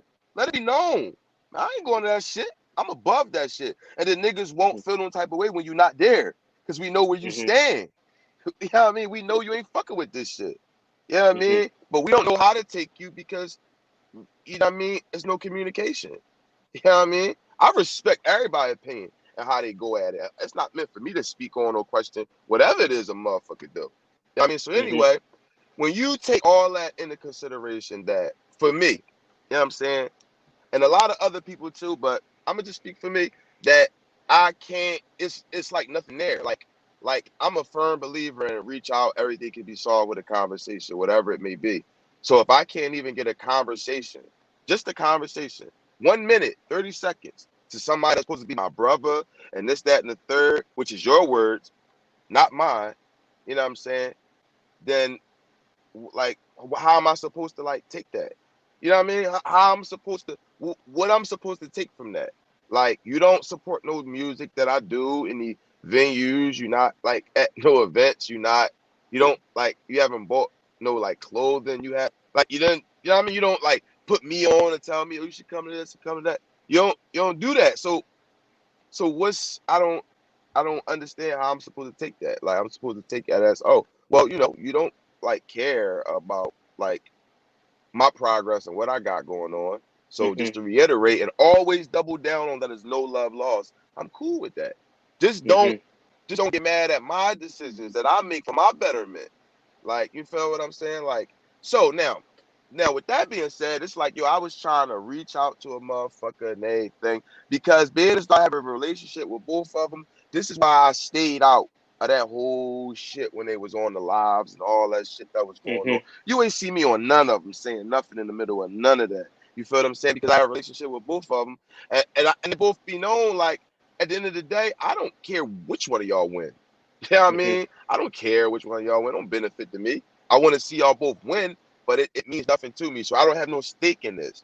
You know what I mean? I can give you my opinion of who I think will win. Like, from my point of view as a rapper, which I picked Mook, and it had nothing to do with Reed, because I told Mook that Averb beat him. And I told him I thought he's going to lose to Averb, and he lost to Averb. But that's my man. But I said you're going to lose. Like, and I think you lost. Like, that don't make him no less my man. That don't make him me no less nothing. You feel what I'm saying? That just made him fuck with me even more, because he know shit. I know one thing for sure. Boom not going to lie to me. That's one thing I ain't never got to worry about. You ain't never got to worry with Boom saying not true, because I don't gain nothing from lying. So anyway, boom. So this whole leading up to this joint, I'm trying to reach out to him as well. So, you know what I mean? Because this was my plans. My plans is coming down there and rocking out with both of them, like rocking out with everybody. But, you know, Reed and everybody, we all out celebrating, rocking out shit. And then I might go over here to this party with Mook and shit like that. And we all just rocking out, because I fuck with both of y'all. So I got the benefit of rocking with both of y'all niggas. You know what I mean? Like, and get the best of both worlds. Like, I ain't standing in nobody corner, because I don't care who win. Like, I just know y'all. Two of my mans battle, I don't care who win, because I fuck with both of them. Like, I ain't in neither one of their corner. But what I'm not going to do is act like I'm going to just not interact with him, because even though we all cool, me and you from this same block and he from around the corner. So because me and him from this same block, you know what I mean? But I fuck with him more. I'm supposed to just like, so anyway, so boom. Yeah, so Kaboom, now, because one of the first things I saw you post was a picture with Murda Mook when you touched down in Houston, I believe. Yo, listen. Sad story. Okay, so let me get into that. Let me get into that real fast because y'all know sometimes I get long-winded. So look, so boom, so leading up to the battle, I did some dumb shit. Like, well, it wasn't dumb, but it was just like I was like, damn, I should have did the reverse. I looked into the Summer Madness tickets last because I just wasn't expecting them to be sold out because I just haven't seen the like no ticket, like tickets are on sale now. I just didn't see that, but apparently I was wrong. It was sold out. So I Yeah. booked my flight, booked my hotel, went to the site, and they were sold out. I said, damn. Well, I mean, we can get our money back, but we ain't gonna get it all back because it's all booked on the credit cards. Like, this is gonna be a whole process. So I was like, I tried to call Reed first and say, yo, we trying to come down there and rock out, but we can't get no ticket. I don't even want you to give me a ticket. I want to see if I can buy a ticket from you just to get in there. But I can't even get that far to even like ask this, you know what I'm saying? Because a motherfucker don't answer the phone. A motherfucker don't respond to direct messages and things like that. Like, it's weird. And I'm the receipt king. I don't erase nothing. I got so many, I got literally every message, everyone.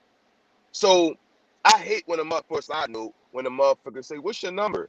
I just like, well, scroll up in your phone because there's messages up there of me giving me a number. And if I still got it. Anyway, so I said to say, I still got receipts. So I know you didn't answer. So I just be like, this shit is fucked up, bro. Like, you know what I mean? That shit is bad, bro. Just tell me you don't fuck with me and I won't bother you. Whereas though I thought this was so crazy that I didn't even think about calling Mook. I didn't even think about calling him. I was thinking about all kind of other shit. I get a call from him. Oh, it's perfect timing. He called talk about some, that boy crazy. He called me talking about the most random shit. Like, it's so crazy. Like, you know what I mean, if niggas even knew. So I'm like, yo, man, fuck all that. I tell him my situation. I said, yeah, so we try to get in. He said, oh, he cut me off. Oh, so you need, oh, so niggas need to get in? I said, yeah. He said, man, I got a ticket for you and however many you bring. For whoever you bring with you. Like, what the fuck? Oh, say less. Say less.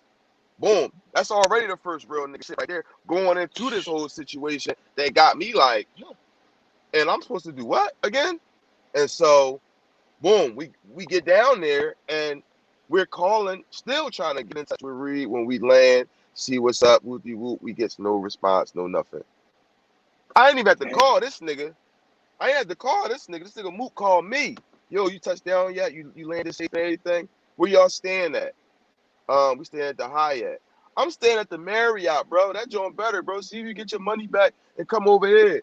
Bro, that was the whole problem in the beginning and why I was trying to get the tickets because I didn't want to do that. But anyway, I say that to say that's the type time he was on. That's the type time he was on. Like, that was genuine. You know what I'm saying? He wasn't, listen, I ain't hear Mook rehearse his rounds not one this weekend. The whole time I was around him, I didn't hear Mook rap one time. One time. We was literally doing regular real nigga shit. Celebrating, drinking, smoking, bidding. That's it. That's literally every time I link with him is that's all we was doing. Every time I was like linking with him, he, boom, you hungry? Oh man, like just making sure I was cool, just little shit. I'm like, bro, I'm cool. Bro, you know how much money I just got paid for Summer Madness? You don't gotta reach in your pocket when you're around me, bro. Like, what you mean? It's free money. If that's not real nigga shit. You know what I mean? You ain't got to pay for nothing. Like, I just got paid bands to rap tonight for 9 minutes. You can do whatever you want to do, bro. Come on, bro. You know what I'm saying? I'm like, that's real nigga shit. You know what I mean? That's how brothers supposed to treat each other and shit like that. And so, you know what I mean? So you know, when things like that happen and you got a motherfucker that's like putting me on to shit, telling me like I can't even get in contact with you at all. Whereas if you got this motherfucker, not only is he like going out his way to make sure I'm cool and comfortable, he putting me on all kind of shit like, yo, this going on tonight, that's going on tonight. All right, bet. You know what I'm saying? I'm gonna get you in here. You feel what I'm saying? So, you know what I mean? So that just had me like, and then when it comes to the interview that motherfucker's talking about, initially, we were supposed to do an interview together, then an interview apart.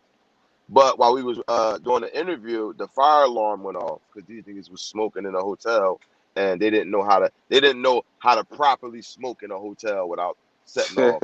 So we ended up getting kicked out the room that night. Yeah, so you know what I mean. So Mook man had another room, so they just moved his to his room. But there was a whole bunch of shit going on, and we just was like sitting down freely talking. We was talking freely. It kind of like felt like the camera like was off because we was bitten. You know what I'm saying? And I felt like, to me, that anything that I ever say on camera is the same shit that I say to motherfucking face in public. I say the same shit all the time, so I don't get what's different now. I'm not gonna like change because like you don't want to stand on shit, or I embrace my mistakes. I know I fuck up. What that mean? So yeah, so you got shit like that going on. You know what I mean? And so boom. So now if somebody sees something that to them appears a certain way, like I would think if you fucked with me in any kind of way, you would have at least just reached out to me and gave me your point of views, and maybe we agree to disagree. But the fact niggas ain't even do that, you ain't calling and talk to me about it, but y'all all talking to each other about it. And I'm just sitting here watching y'all talk to each other about it and speculating on this and speculating on that. Oh, wild shit. Wild, crazy shit. You feel what I'm saying? And so, boom. So I said, fuck it, man. Fuck it. Because at the end of the day, if it's this easily for you to just put me to the wayside and just be like, no, this is tip I'm more over a rap battle interview. When in real life, I'm here for niggas and shit, like, oh no, I'm cool. I don't want to rock with you niggas. I don't see you niggas anyway. So that's even better. So now, you know what I mean, the day of the joint ski, you know, Mook called me, yo, bro, you want to come in my hotel so you can grab the ticket so you can go and watch the other battles? Because I wasn't down there like niggas trying to tell me like, no, Boom, go over there. You came out Houston with Mook. He flew you out here, and I'm just like, well, hey, love. I'm just like, well, I didn't come down here with Mook. Like, I mean, so what the fuck if I did? I don't.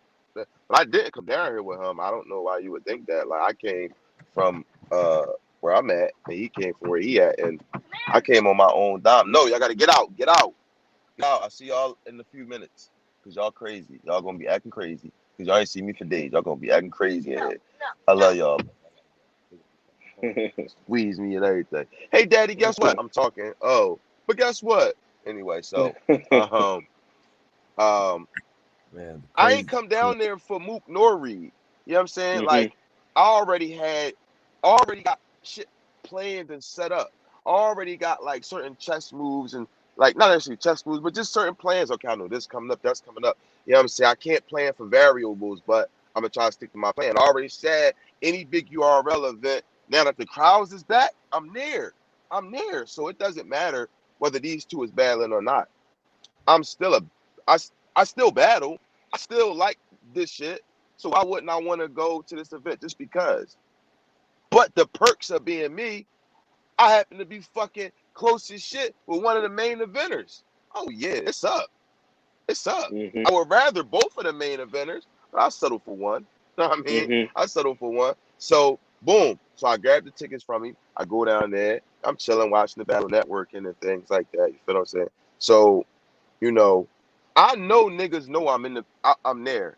So the niggas that's supposed to be from the quote unquote home team, they ain't trying to pull me in. You feel what I'm saying? And fucking, you know, sit down, have a conversation with me or whatever the case may be. Niggas just totally just, you know what I'm saying?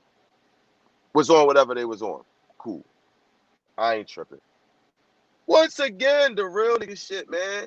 You know what I'm saying? And it's just regular shit that I would just think you would do. If it, that I would do if I know y'all was at the event. I fuck with y'all. Yo, what y'all doing out there?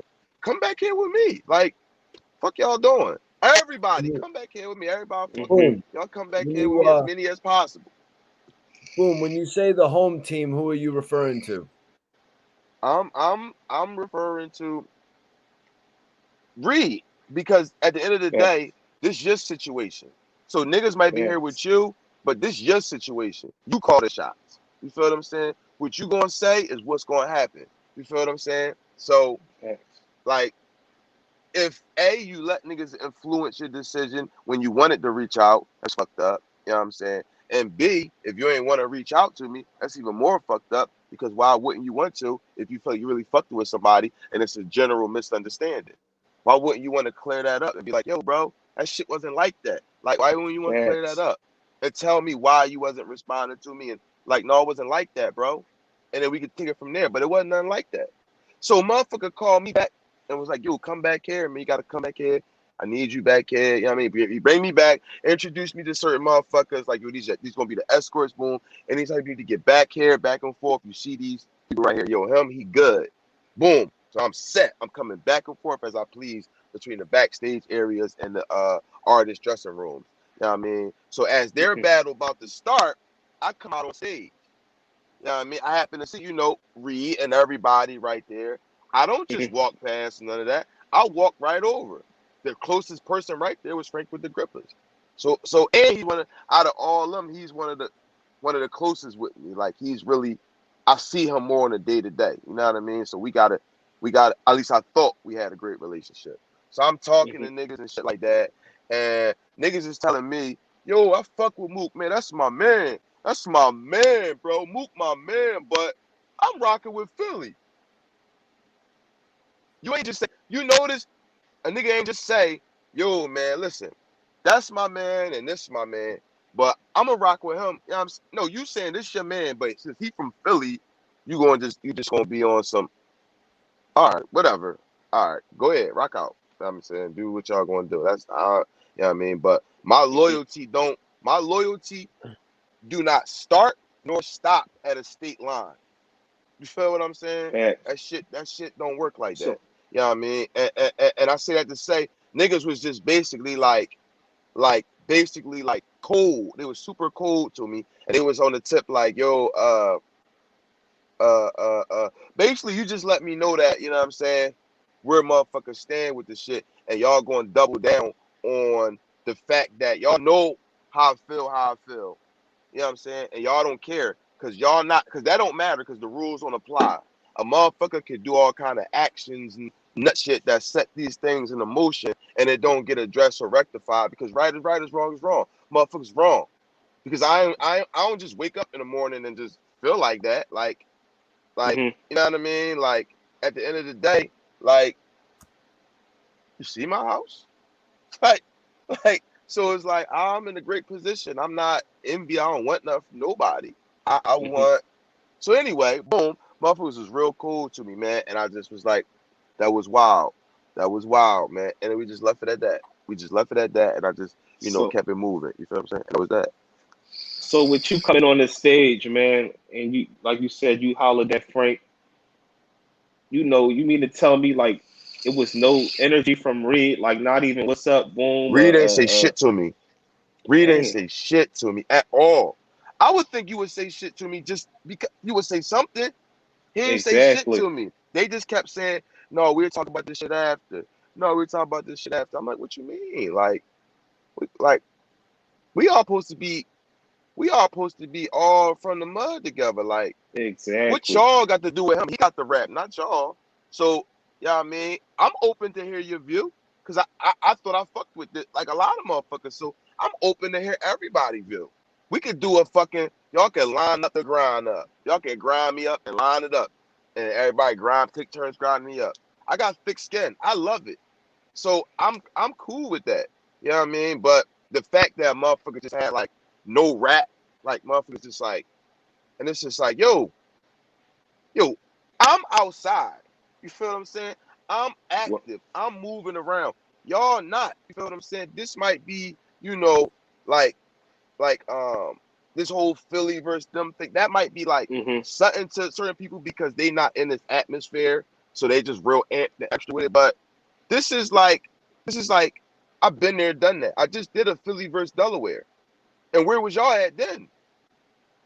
So it's just like, it was just like, well, no, I was in Philly versus Jersey. Boom, I actually was in that, and none of them motherfuckers I don't know if Frank was there, but majority of them motherfuckers that was there tonight wasn't there. So where was rocking out for Philly then?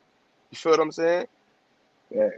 When it fast forward to Philly versus Delaware a few months ago, where was all them niggas at then? I mean, Frank was there, so that's why that was the first person I went to talk to because Frank will answer the phone. You know what I mean? Frank's stubborn, but he's out here. He's among us. That's my brother. He fucking annoying and shit, but I fucking love him to death. he's out here. But I don't see the rest of them niggas. I don't see the rest of y'all. Never, no time, no calendar of the year. So anyway, I think it's nut shit anyway that I don't see y'all at no battles, no other time. But y'all definitely conveniently made sure y'all came to Houston, the Summer Madness, URL, Reed Dollaz. Oh yeah, I bet y'all would come to that. I bet y'all would come to that. You know what I'm saying? Like, that shit crazy, man. That shit is really wild to me. And that made me question people's character. Like, you can't come to a home game, chill out, but damn sure you make sure you break your neck to be here. You know what I mean? You feel what I'm saying? Like, you know what I'm trying to say? Like, niggas just like, you know what I mean? Niggas be on some, like, borderline whole shit. You know what I mean? Like, I'm just calling it how I see it. That's kind of like how that is. It'd be like, what's your excuse for not coming to none of this? But you here for that. Like, you got to explain that. Like, or don't give me all this you for Philly shit, because you only for Philly when it's for somebody you know. So now once again, it ain't really for Philly. It's for your man. So say that then. You know what I mean? I see right through these niggas, man. I see right through these niggas. So yeah, niggas ain't saying nothing. That as the type time niggas was on. So I was just like, all right, well, back to what I already was doing, because I didn't like talk to y'all anyway before this. So I guess I'm going to keep going on not talking to y'all. So yeah, I know, but you know, Boom, it's like when you see people from your own city in another state, you know what I mean? You expect that camaraderie to come through. But Twiz, you had something you wanted to say as well? Yeah, I was going to say like you spoke on the entourage that Reed had with him. You know, you think it's a possibility that they looking at it like you was in contact with Reed the whole time, and they wondering why you was like kind of on, you know, like with how it appeared to be with Mook. So that's why I feel like it's real important you clarifying it and how you broke everything down so the world can see, because automatically they're gonna look at it, touch money, top class days.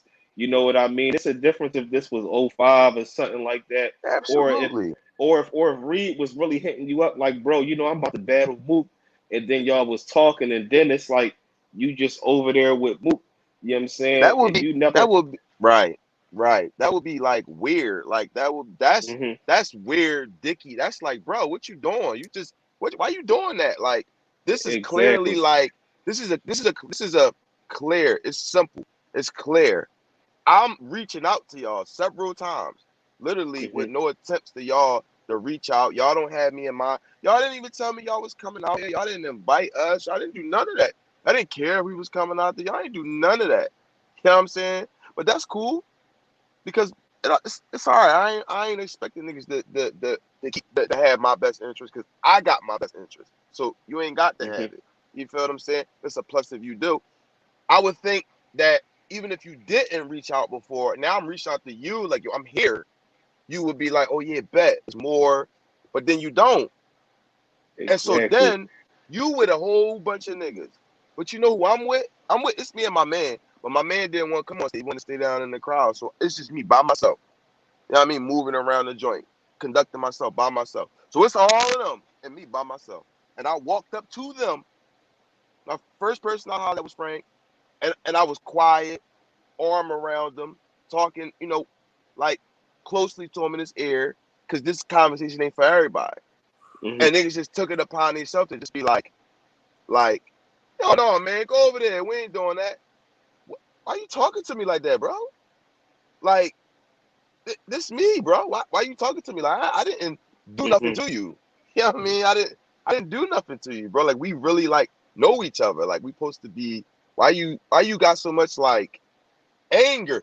Oh, okay, I know what it is. Because the whole thing is this shit ain't it. This shit ain't been the same with, like, I'm gonna say us and them, and I ain't got no choice but to say that, because that's how it makes me feel. Like you got initially top class and you got touch money. Touch money was, you know, me, H, Bricks, everybody, all of us, and top class was originally, you know, Reed, Frank, RJ Payne, and Eddie, and OG thought it was a good idea that me and H kind of, you know, step over there, boom, to complete the joint.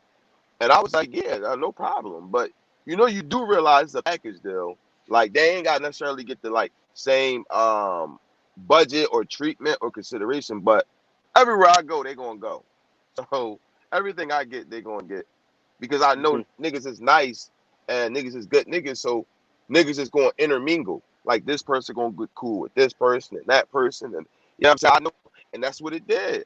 You know what I mean? So even though it was core members of top class, you know what I mean, we still had so many and that all stemmed from us. You feel what I'm saying? We was the reason why we was stepping in this shit 50 deep. You feel what I'm saying? It was us. We was the ones that was kind of like the street motherfuckers. Like we the ones that was kind of there. There's a lot of shit that didn't happen because of us. Like, but niggas don't. And so I just always felt like it always was like a certain level of they, them, and we, us. You know what I mean? Because it's a lot of situations where I've noticed the core ones that were there on their side, niggas that grew up together, they made sure to keep their situation like together and was doing shit without really reaching out to us to see if we wanted to be a part of that. You know what I'm saying? We just kind of had to be there.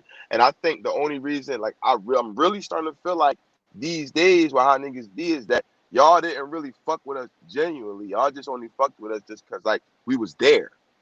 You know what I mean? We was there around you, and it was just like it was convenient. But when shit got hard and pause, and motherfuckers had to fucking like actually make an effort now, because now we don't have a home base studio that we all meeting at. Now we just all scattered. So now we gotta make the effort. I gotta make the effort to come link with you and him link with him, and we do things and still get shit done.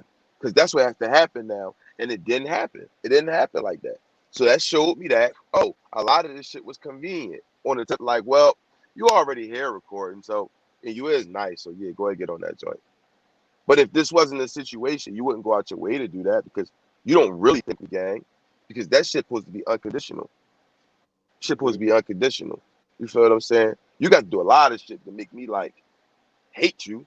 You got to like smack my wife and my son or something. I don't know. You got to do some shit like that. Like, this is crazy. Steal all this money from me. And even if you steal the money from me, I'm still not going to hate you because I'm pretty sure you was desperate to do that. Anyway, long story short, I always felt like it was a sort of a divide.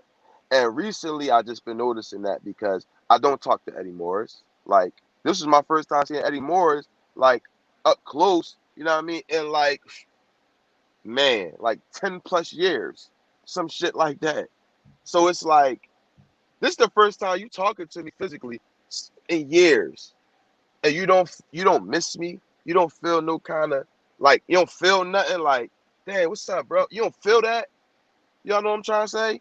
Like, when you see a motherfucker that you fuck with and you really miss me, like, damn, bro. It just make you feel like, man, I don't even care whatever we arguing about, bro. I miss you, bro. Like, life's too short, man. Like, fuck all that shit, man. Let's just, you know what I mean? And that's how you can. That's what I think. And this should have, and I feel like, not to cut you off, I feel like it definitely should have been a conversation, if not no other time after that battle. Like, boom, you know what I'm saying? Come on, like, you know, out of all of them where y'all couldn't really talk, man, and you know, understood what was going on with each other, you know, instead of having that energy, like, you know, like it's real drama, like it's a real problem when it's really not that serious, man. You know what I mean? It's really not. And wow, that shit is just so crazy because motherfuckers really was like on some shit. Like, motherfuckers really could have easily cleared this shit up easily and just was solved. Because I'm man enough to admit when I'm wrong. Like, if I'm wrong, I'm wrong.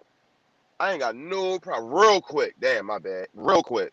I don't make no excuses. Oh, I did this because no, I was wrong. I was wrong. We figure out what happened later. But if I'm wrong, I'm wrong, and how can I make it right?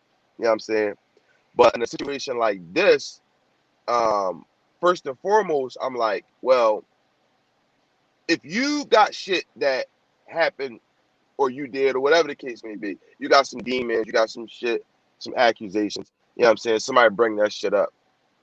What I'm not going to do is I'm not going to indulge in it and give him like add on to it. If anything, I'll try my best to minimalize it. But at the same time, I'm not going to sit up here and defend you because it's shit that you did. Because the same way that I embrace my mistakes and nut shit that I did, I'm holding everybody to that.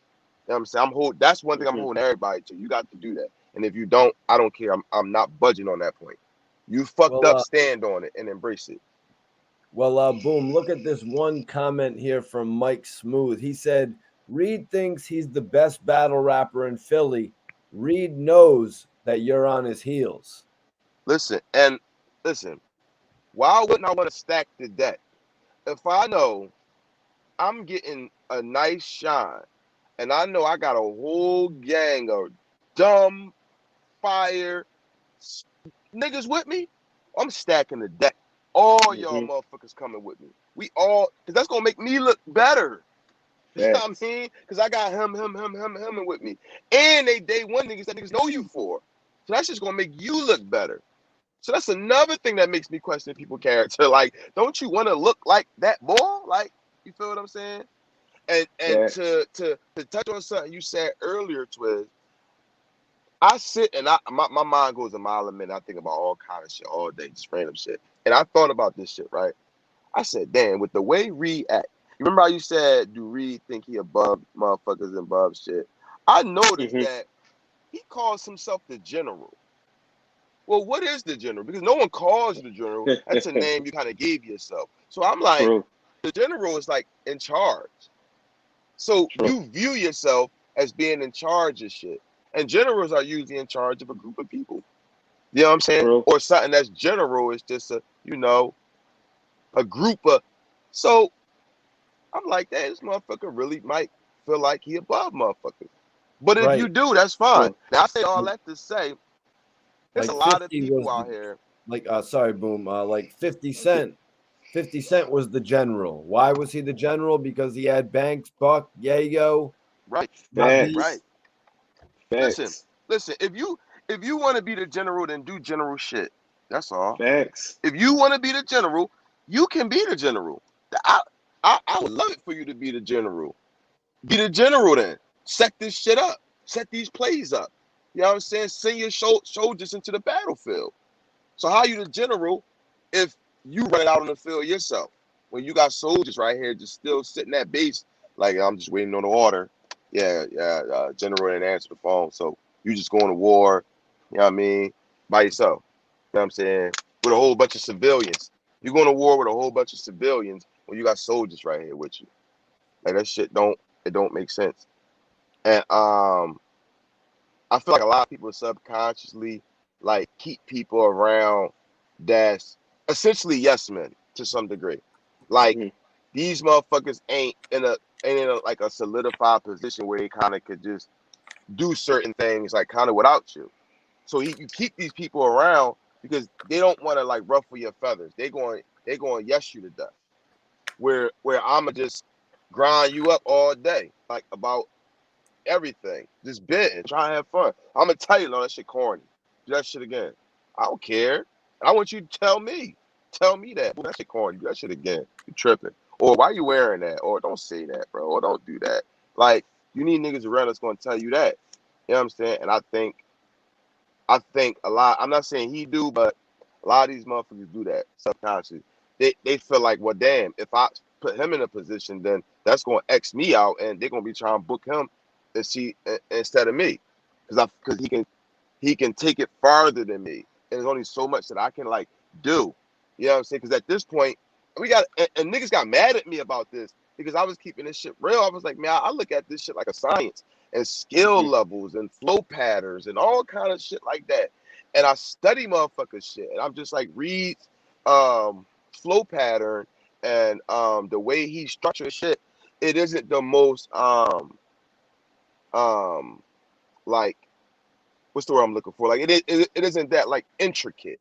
You know what I mean? Like like it's thought into it and it's creative, it's hot, but it's just like it's the way he like it's kind of like just handed to you like damn, hold on. Do y'all hear me? Yeah, it sound like you went on a Bluetooth or something. Yeah. It sound like you Well, Oh, that shit connected to the car. Yeah, You that's know what what I'm it saying? sounds like. That John switched over. so boom. Let's talk about some of the battles. Yeah. Absolutely. Getting into that. Absolutely. Getting into that. All right. Let's do a voice check real quick. Yo. Okay, you sound good. Yeah. So Yeah, it just connected to the car.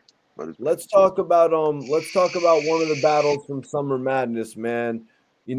Let's talk about that battle between Tsu Surf and John the Don, man. That was a grudge match. How did that battle go? yo. Let me tell you, yo, Surf had that shit. And see, and this is why I say this shit is an art, man. Because it's just a way that it's just something that you learn match after match after match. You just learn how to control the crowd. You learn how to do certain things that could go in your favor. In a way that kind of talk shit to the crowd, but make them like kind of laugh at themselves, like instead of them. I know this motherfuckers be arguing with the crowd because they might hear a boo, or people don't understand like when they spitting and it's quiet that don't mean that the people are not feeling you. That just mean they listening. They listening Mm-hmm. like what you about to say next. So anyway, he had control of the whole room, the whole stage. Yeah, it's his levels. John was fire every round, perfect rounds. John and Don rounds were tailored so perfect. They were so anybody else would have died. Anybody else would have died. That's the high level shit that John shit was on, man. And the material that he had. But it's just Surf shit was just it was different, man. It was different. And it was at one point, right? In the third round, the crowd was yelling 3-0, 3-0. He told these motherfuckers, he said, hey, yo, shut the fuck up. Y'all always say I don't got no third round. Well, I got one today. So is y'all gonna shut the fuck up and let me rap it? Everybody start going to fucking like going crazy and shit, laughing and snapping and shit. And that was a good way to just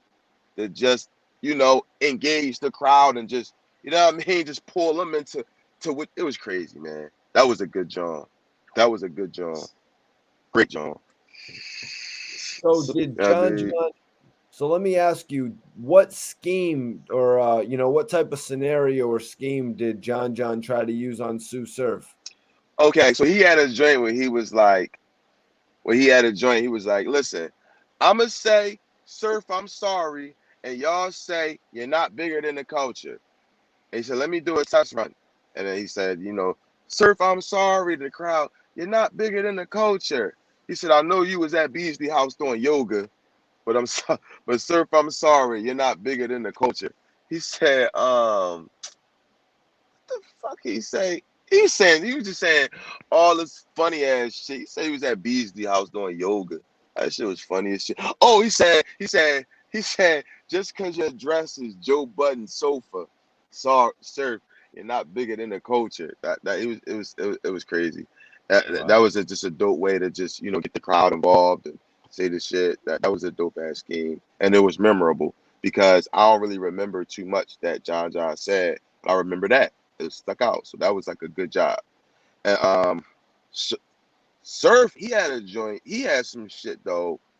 Um, yeah, he had so much shit. Like, he had so much shit. Yeah, and then he grabbed it. He like immediately had the crowd on his side because he was like it's because he was like something, and we gotta fucking listen to Cassidy. It's a tragedy. So we stuck here listening to Cassidy for a tragedy, and everybody just like start going crazy and shit like that. So they immediately just got him, and I was just like, oh my god, this shit is crazy, man. I mean, just another shot at Philly, but Hold on. Why did you take but a yeah, shot at Cassidy? because the consensus in the battle world is Cassidy was at one point so lyrically, and I agree with this to some extent because I remember Cassidy would just say shit that I'd just be like, how you just think of that like that? Like, this facts. is so advanced, like this. But now I just Facts. hear him say shit. I'm just like, this not like, It don't hit what? like it used to. No, it's so like, bro, this ain't like, this wasn't hard to think about. It was easy. That's what made me, that's in my book is one of the ways I measure someone's skill when they say shit, and I'm like, wow, I just never thought of that wordplay, that using that for that. I just ain't think that's damn, that was crazy and so simple how you did it, but and I just love shit like that. And Surf was doing that shit a lot, but he just said, y'all gotta listen to Cassidy. Tragedy, and Cassidy rounds be long as shit, and it just be like, yo, Cass, no, short and sweet, Cass, get in there, chop their head off sarcastically, and oh man, but that's another story. Yeah, so that was a good joint. What else happened in that joint? So New Jersey Twerk said it was a 3-0. You said the crowd was chanting 3-0. Do you agree with that? Yeah, I agree. It was a 3-0, 3-0, 3-0 body. It wasn't a body bag, but it was a body. It was damn sure a body, because it was just like every round he just was better. He's just better So every round.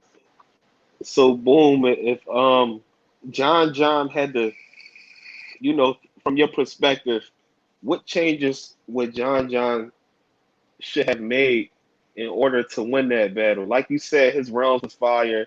What do you think Hmm. was not clicking enough for it to even be a debatable? What did he lack in? When you battle, you can't battle everybody the same. Like, you gotta attack their strength, not their weaknesses. That's what people Hmm. fuck up at. This is free game for the people right here. This is literally strategy that I'm implementing now. So attack their strengths, not their weaknesses. And one of Tsu Surf's strengths is he gets you to feel him. You feel where he's coming from.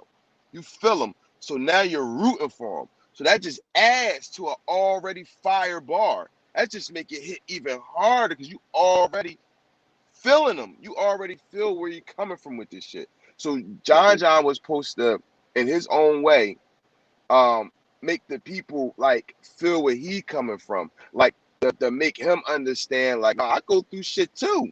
What you talking about? You're not gonna sit here and make it seem like that, like my life is just so safe, like I just don't have problems and things I don't deal with. This is what I go through.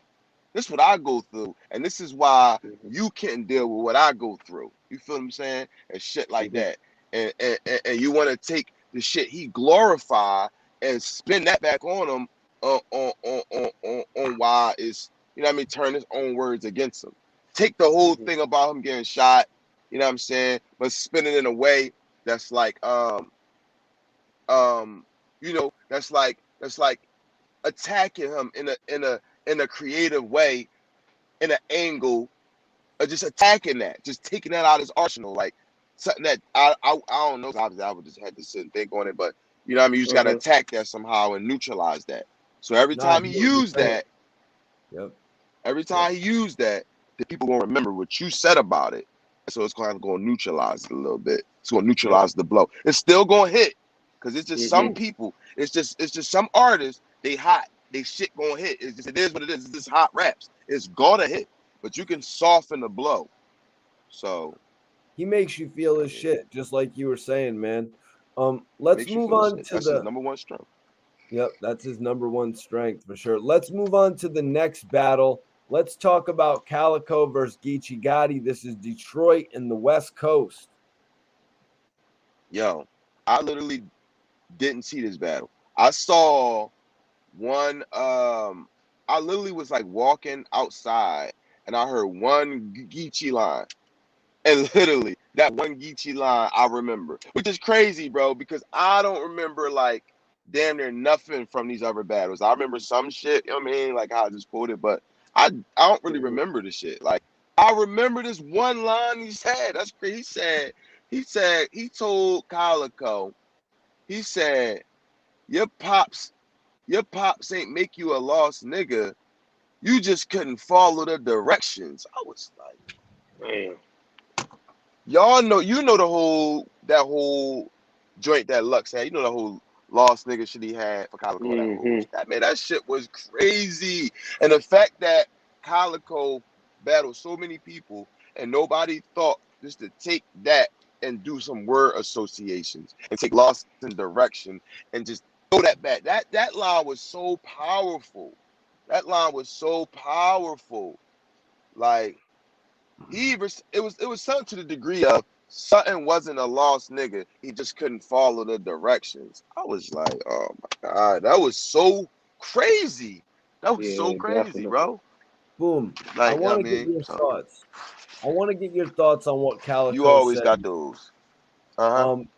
Calico said one of his main issues with appearing on the battle platform was having the proper amount of time to prepare. He prepared Yeah. for New Jersey Twerk for 19 days. How important is that prep time? That's everything. Literally, that's everything. Literally, that prep time is literally everything. Literally, that's the most important thing. Everything. Because prep time changes everything. It changes how you deliver it. You know what I'm saying? It changes your ability to do other shit. You can still hear me? Yep. I just make sure because I know this twins cut off a second. Yeah, you just want to you want to be able to, because the more you got your core structure down, the sooner you can get that down and out the way, then now you can start spicing shit up. Now you can start going back in and adding shit, taking shit out. You know what I'm saying? Doing all kind of shit. You know what I'm saying? Now you can start thinking about other shit. Okay, now if you say this, I got this part over here that's just sitting. You know what I mean? I could use if you say that, and I'm gonna say this and this part. It's just so much shit you can do that the preparation is the most important, because I say this all the time. Just because you're a hot rapper, or like this person might be your favorite rapper, that don't mean they can battle rap in today's stage. You feel what I'm saying? That don't mean that, because they got to be able to memorize at least, let's say, three round 3 minutes, 9 minutes of raps, like, you know what I mean? And when you up there for them 3 minutes, man, that shit for like eternity. I'm telling you, that shit for like an eternity up there. You know what I'm saying? And you gotta have that shit down, man. You got, like, it depends on your memory too, because I got a great memory. Like the way I prepare, it allows me to be able to kind of like push the limit a little bit. You know what I mean? And I can freestyle, so I can always kind of clean up like like certain mistakes. If I just so happen to forget a line, I'm never going to just choke and be sitting there like, oh. So I would just start freestyling. You know what I mean? And then end it and freestyle it. You know what I mean? And then just end it. Because I always say, you never know a motherfucker choking until you let me choke. Till you let me know you choking. A motherfucker be like, uh. Oh shit, my fault. Why you say that? I didn't know you was messing up. You could have just stopped right there. Like, oh shit, I forgot this shit. I'm gonna just stop right there. And I won't know you choking. You know what I mean? Niggas is crazy. They do that shit all the time. You know what I mean? But yeah, that shit is important. That shit is important. That's what you're getting paid for. You know what I'm saying? That's what you're getting paid for. You're getting paid to deliver. Which, if y'all think about it, like, why I always say, man, you gotta really salute battle rappers, because we getting paid to rap some shit that we never rapped before. We don't know how people gonna react to it. Um, and they gotta be perfect. This is the first time you're delivering it to the audience, and they gotta be perfect. You know what I mean? And you can't never rap it again. Yeah. That's it. One time deal. Yeah. Kaboom. That shit is amazing. I did an interview with John the Don Kaboom, and he told me he was Yeah, going up for a battle, and the other guy, he had one of his opponents switched, and John yeah, came in to fill in. So yeah, John made it so that it was only one round instead of being a yeah, 3-round battle, because of the fact the other guy had like 3 months, a couple months to prepare, and he had like a week. yeah. See, me, I don't do one rounders, just because, like, it's kind of it. That's a kind of a waste. It's kind of a waste, because there's not too many, like, just like classic one rounders, because the joy of a battle is for, boom, I I go, and then you respond, boom, and now we got to see how you respond back to that. And then he responds to that. I want to see the back and forth of how people deal with the pressure. We can't do that with a one rounder. I'm a rap, he gonna rap. That's it. I can't respond back to what you said.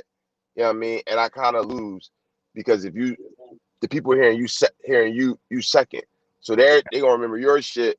You know what I'm saying? Like they got a better chance remembering your shit than mine. They probably done forgot everything I done said now. So it's just like, damn, like I mean, I don't do those. So either I'm not going to take the battle or I'm gonna just do the 3 round. But I'm not. I don't think nobody should do one. It's a waste of time. It's a waste of those bars you did in that 1 round. Could have been a round. You just wasted that round. You can never use it again. It's a waste of a round. So why would you do that? Like, just don't take it. You know what I mean? So let's move on. Let's move on to this next battle that I want to hear about. K-Shine versus Hollow the Don. Oh man, yo, I was in the back. I had just walked into Mook's dressing room when that battle was on, so I really didn't get to like really watch that. So I can't really tell you nothing about that. I just know everybody said Hollow Don 3-0'd them. It's a Hollow the Don 3-0'd them. That's what they said. Which is like, well, I got to watch this joint because K-Shine is like when it comes to this battle rap shit, like he's in my top 5 easily. Easily. You don't want problems with an angry, focused K-Shine. You don't. It's gonna be a long night. K-Shine really can rap. Like he can rap. You know what I'm saying? And so I feel like if what they're saying is true, that means basically for whatever reason, K-Shine just ain't go as hard as he could. Because his skill level, K-Shine it's got the skill level to just go toe to toe with anybody. You know what I'm saying? So I just feel like he just probably for whatever reason didn't prepare right. And that's what preparation and go in at. You know what I'm saying? Because the faster you can get prepared, the more you can have. I tell niggas all the time, I'm going into my goal is to go into every battle with 6 rounds. That's my goal. I don't do that all the time because I probably just couldn't get that much material memorized in that amount of time. But I at the very least, I gotta have 4.5 rounds. At the least, it's at the very least. But I want to go in there with 6 rounds because I want to be comfortable. Why would you limit your ammo? If a motherfucker, is no rules to say to how much you can write and have. So why would you just limit your ammo and just okay, I got this? No, you want to be comfortable. You don't want to be limited to just them 3. That's it. I want to have room to be able to just adjust if I need to. You know what I mean? Like, okay, he said this, I'm gonna spit this joint. I can adjust, rearrange, and strategize. That's what the preparation coming at. You're a rapper, right? 6 rounds and be over prepared. Be over prepared, man. When you spoke to K-Shine, was it before or after the Hollow battle? After. It was right after. It was the next battle. It was the very next battle and shit. And yo, so it's funny as shit, right? So I come in the Mook dressing room, everybody, showing me love and everything. It's great. It's just to have motherfuckers recognize they can see the genuine. You know what I mean? The genuosity. You know what I mean?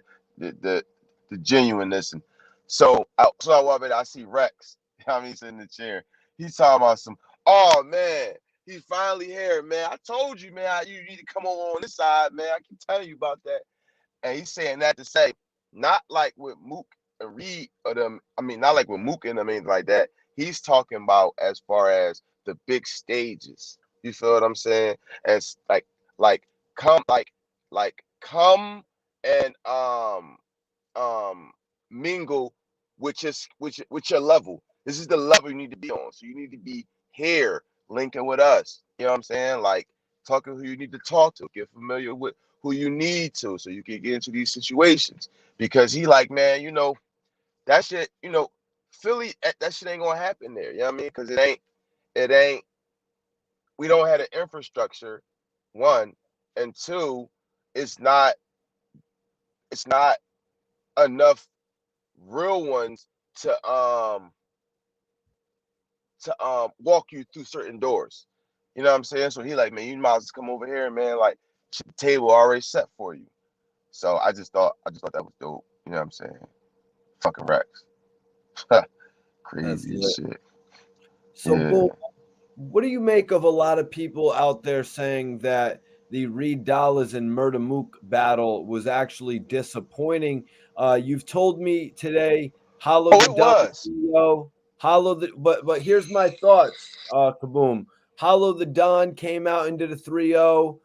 Tsu Surf reportedly did a 3-0 on Geechee. Excuse me, not Geechee. That was the battle from before.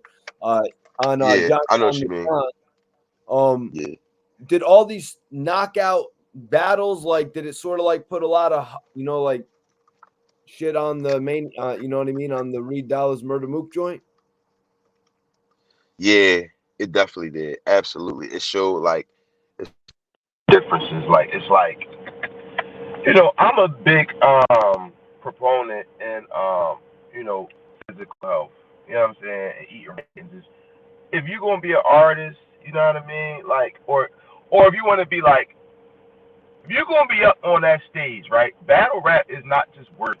It's you gotta have breathing control. You want to be able to put on a performance and delivery and move around that stage freely and things like that. And it's like these guys, man, they both got big ass bellies, but they like short, like and like you know what I mean? So they like kind of it's like crayon, like fat nose, just both. I'm just like, cause I couldn't hear it. I wasn't tuned in the battle, but I could like see it, like you know what I mean, like and like I hear it, but I don't like hear what they say, and I can just hear the energy compared to how like I compare the energy to other people that was rapping, like y'all not even like snapping, like I don't hear like snapping, stomping, I don't like hear none of that, like I don't see you like the crowd, y'all don't got the crowd in, like the oohs and ahs was few far in between for both of them. They both was born. I'm telling you, there was a lot of dry spots in that joint. You know what I mean? And Mook was telling me that this person said he won and that person said he won. I was like, bro, you won the day you got this battle. What you talking about? The day you signed for this battle and got your deposit, you won. You feel what I'm saying? Because the amount of money that they paid you is fucking obscene. So you won getting all that money. This is a nice check that a lot of sign artists with records don't make that at a show. What you just made that night? You kidding me? You just won. You just won that night. You feel what I'm saying? All you gotta do is rap. You know what I'm saying? Because you still gonna get booked. So I was like, don't even be concerned with what the people saying, bro, because y'all both was boring shit. Like y'all both was like, this is gonna come down to the same preference battle. That's just like motherfuckers gonna say they rock with Reed, motherfuckers gonna rock with Mook. It was not stand out in this battle. Y'all didn't show like y'all didn't do something new. Y'all didn't do something new that we never seen before or never seen you before do. You know what I'm saying? Y'all just got up there and said pretty much what we thought y'all was gonna say for the most part. So like Reed ain't go into a like for a battle like this. Why wouldn't you take your old like this raps and like remix it? If he'd have got up there, as Young Reed Southwest representative, when I step on URL, we coming up to the center. Like I don't like flip it, like it had new shit, but coming at Mook, man, you would have tore the roof off. You would Yo, have tore the roof off. I don't Swizz, think I think I it's wanna interesting. I wanna I want to Okay. say something to the person in the chat that made the comment people hating because Reed won. They all wanted Reed to lose. I don't agree with that because it was a lot of people in the building that was Team Reed. A lot of people, like a lot. I would dare say more than Mook. People was like, it was people from all over Tennessee, everywhere, just like I'm rocking with Reed. I'm rocking niggas from New York. I'm rocking with Reed. He had the love in the building. You know what I'm saying? You know what I mean? So I don't think nobody was hating on Reed. I think he's getting all the love that he's Mm. supposed to get. That's what I think. And I heard a lot of people say Reed won. You know what I mean? So I don't think people hating on him unless they saying some shit like, I don't know. Unless you're just saying some other shit. Because the fact is they both was born and it's like it's just going to come down to what style you like. Like his style better. Because nobody was like spectacular. and put on a show. You know what I'm saying? Like, it was just regular. Especially what Kaboom, these niggas did. Especially what these is this dudes was accurate? doing earlier. What? Is this accurate, Kaboom? This comment Reed from Dirty Mook. Swizzy? I wouldn't disagree with that. I wouldn't disagree with that at all because, like I was saying, like this is a preference. Listen, this was boring. Nobody bodied nobody. It was like, all right, they battled, and it was just like, all right. Nobody had, like, I heard nobody like, yo, man, that shit getting bad for Reed, or damn, that shit getting, damn, that shit getting, he's smoking. I didn't. They wasn't smoking each other. That shit was regular. So if a motherfucker says 30, then you right. If Reed say if somebody say Reed got 3-0, then you right. If you say Mook got a 3-0, you right. If you say Reed got 2-1, you right. It doesn't matter. You know what I mean? So I agree with you on both of them because I say they both won, but you know, it's just me. Kaboom, where do you think Reed Dollaz and Murda Mook go from here? Who could you see them both battling next?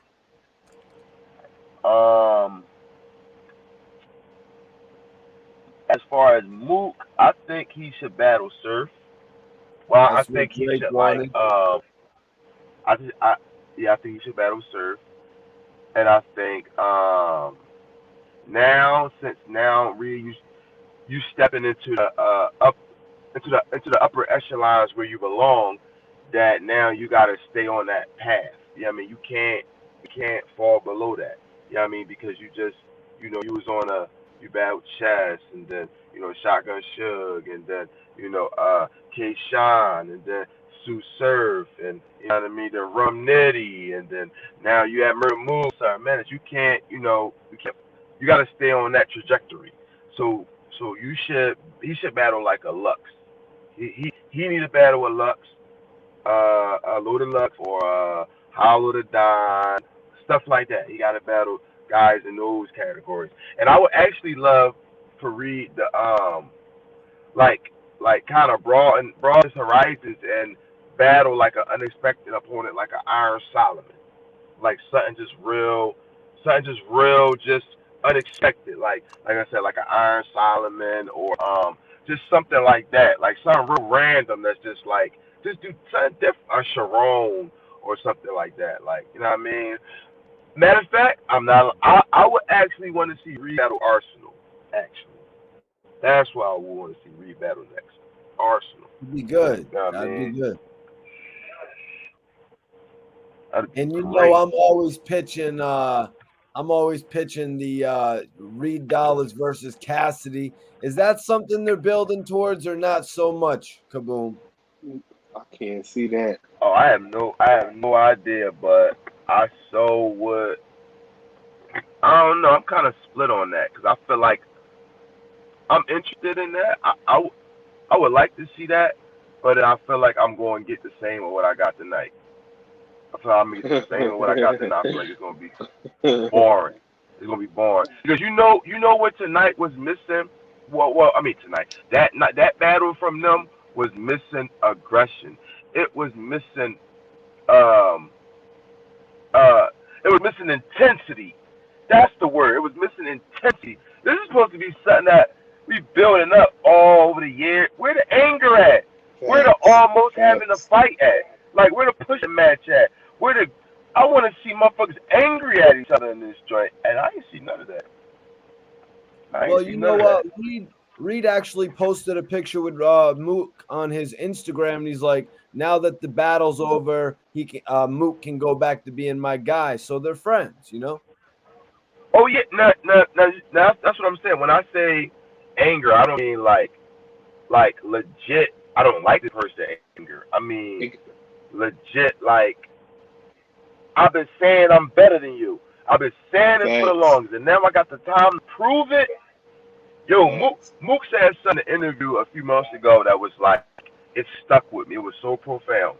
He said, I don't never like, my levels of trying to win don't like switch. I'm never trying to win more here at this battle, but like, I'm trying to overwin. I'm trying to kill a ant with a sledgehammer every time.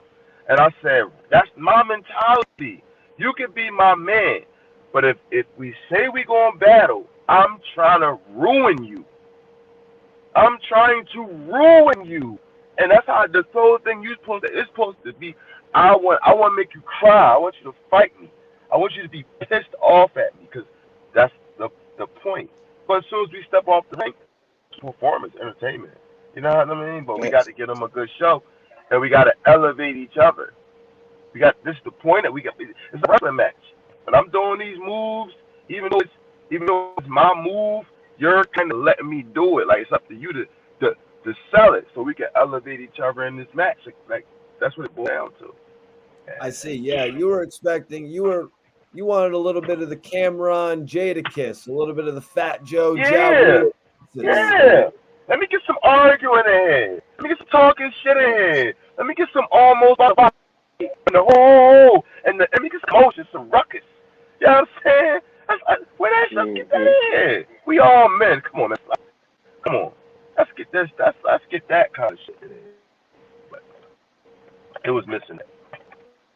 Yo, Twiz, did you have any more questions?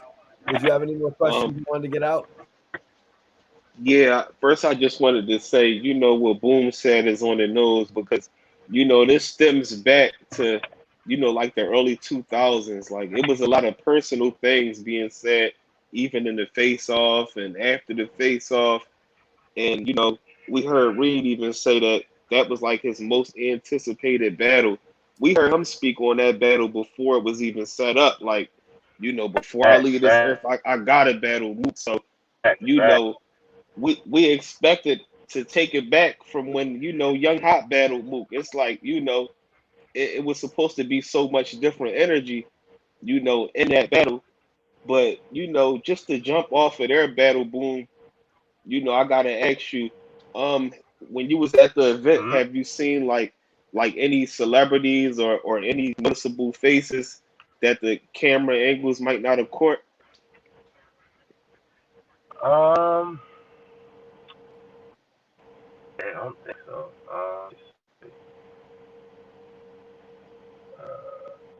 Not really. Like Okay. the only celebrity that I seen, he was on camera was Trigger Truth, and that's the only celebrity I Okay. seen. Like I mean, and he was like, and he was like literally like, which had me like, damn, like that's he was like regular, like he had like this like he was like walking, through the back area, and he was out on the regular floor. He was just regular, just out, just chilling. I thought that was cool, like, it was just real cool. You know what I mean? hmm I'm sure Kaboom will jump back in a question in just a second, and we're gonna do some open questions. So everybody, we're gonna do open questions as long as Kaboom logs back in. I want everybody to shoot Kaboom a follow that's in here. Twiz, what an interview tonight. Definitely. Kaboom didn't get to see everything, like he was saying. During the Reed Dollaz and Murda Mook battle, Kaboom was actually speaking to K-Shine at that point. Facts. And during K-Shine's battle with Hollow the Don, at that point, Kaboom was backstage speaking with Murda Mook and Rex. Twiz, what do you think about Rex showing, so much love to Kaboom? Like, yo, we was waiting for you to come in here, man. Well, definitely. It don't surprise me. Just taking it back from the era, it's like it's always great for them guys to be bumping into each other, man. So it didn't surprise me, but I also feel like that put him in a good position for him to like the comment just said, for him to start getting a chance to get that URL bag money. You know what I mean? Yeah. It's a handful of rappers from the DVD era that has the potential to get on that stage, and he just happened to be one of them. So you got to kick the door in one way or the other. Hell, even AR Rab asked that same question, Twiz. Remember when we did our first interview with Facts. Kaboom? AR Rab asked the question. He said, Kaboom, when are you going to go on URL? And Kaboom was like, yo, I'm going to go on URL as soon as they book me to go on URL. Facts. You know, that's the whole Facts. thing. It's about getting booked on their events. And that's one of the things, if you watch the face off with John and Tsu Surf, that they argued back and forth about bookings, you know? Facts. That's big facts. What did you make of Tsu Surf trying to pull out the Connect 4 and the Uno, though, on that video? Oh man, that was just happy, man. Just to show you how crafty he is, bro. Like, you know, Surf definitely crafty, man. Salute to everybody in the chat too. Yeah, Mike Smooth. That's what Twiz was actually asking Kaboom. He was actually asking him about that, if any other, you know, noticeable names from the industry, Mm-hmm. like a Joey Jihad, right, Twiz? Facts, facts. Anybody, whether it's industry wise, whether they just known as a rapper throughout the world, you know, and he didn't really notice nobody. He said, "Tell the truth," but it had also caught my attention that I seen Flip do a interview, and you know, he was actually at the battle. You know, them Jones like live concerts, so you know, it could be people in there that you just didn't get a chance to see. And you know, that was an interesting aspect that he brought up, you know, the aggression, and you had said many times maybe a Reed Dollaz versus a Cassidy battle would be a little too friendly, which is what, It you know. would be. It would be because it's too much. They got too much like love for each other. It wouldn't make sense. Right. But honestly, man, I don't know. I think what happened with Arsenal and Cassidy, remember that whole episode when they grabbed each other? I don't know. I thought Yeah, that didn't sell that battle too much more than the other battles. yeah, it didn't. And I feel like Cassidy was also trying to get his feet wet as far as like trying to do more performance, like when he did the dunk on Arsenal in that battle. So it was like, you know, he's still trying to remain his style of rapping, but also add in little by little. So Yeah. Yeah, man. Yeah, because I was looking at the numbers. You know, I was looking at the numbers between that battle because I wanted to see, like, oh shit, there was this whole scuffle with Cassidy and Arsenal. Somebody tell me if facts. I'm wrong in the chat now, because obviously this is a few years back now when Cassidy battled these guys. But looking back, it seemed like, because maybe I looked a little bit too soon, you know, because I did hear Surf talking about how he averages 2 million views per battle. His highest viewed battle, 8 million views or 7 million and change. Man, John the Don's averaging 500,000 battles, but 500,000 views per battle. But mhm. John said, I've had 60 battles, whereas you've had 30 battles. Surf was like, well, if I had 60 battles, I don't think people would watch my shit any less. Yeah, that's true. But then you got to dig into the opponents that he would be having, right, Twiz? Like, because Yeah, that's another thing. the opponents would determine the viewership a bit as well. Yeah, that's true. It would have to make sense with certain names like Surf, man. The battle would have to make sense. Well, I mean, he battled 40 bars. I don't really know who that True, is, Twiz. true. That's true. Do you know who 40 bars I is? I did just see a video no, of I her. never really. Yeah, I never really watched her battle. Like, I'm not too big of a fan. You know, no shade or nothing, but I don't really be watching like the female battles or when you know females and guys battle. Like, Oh shit. It's gonna be cancel Twiz. It's gonna be the cancel culture on Twiz now. Twiz doesn't like female battle rappers. no, I Cancel. just no, I just don't watch them Jones. Them Jones, they don't be making too much sense to me, man. I don't know what it is. Like, Right. No. Sometimes there will be a female on a card that you go to watch or you see, you know what I mean? And yeah, Then you'll watch the female battle rapper. But yeah, yeah, I know. I see what you're saying in that as well. But that's something they got to build towards. Building up that female roster. You know what I mean? Facts. To make you more interested, Twiz. Facts. Something that's going to happen in the future, I'm sure, though, man. But I really appreciate Kaboom coming on the show tonight, man. Everybody can follow Kaboom. I hope y'all enjoyed this interview. Of course, I'm going to go ahead and cut it up piece by piece because I feel like we had a lot of detailed discussion in here tonight, Twiz. Yeah, we touched up on a lot of things, and we definitely broke down everything as far as all the people that was concerned and wanted to know what was going on. While we seen Boom on the interview with Mook, he broke everything down, explained it, you know what I mean? And it made sense, so if y'all just tuning in, make sure y'all run it back. If not, like Mikey said, it's going to be broken down. Yeah, because a lot of people are asking that question you asked him about Twiz and a lot of what he explained, man. I really appreciate Kaboom for coming in tonight. I appreciate Twiz. Absolutely. I want to put You up already. everybody in here. I want everybody in here to follow me on the gram if you're not following me already. And you already know this is my guy Twiz. I'm going to get his YouTube up. Twiz has his own YouTube. But everybody on here, follow me right now on Instagram for a follow back.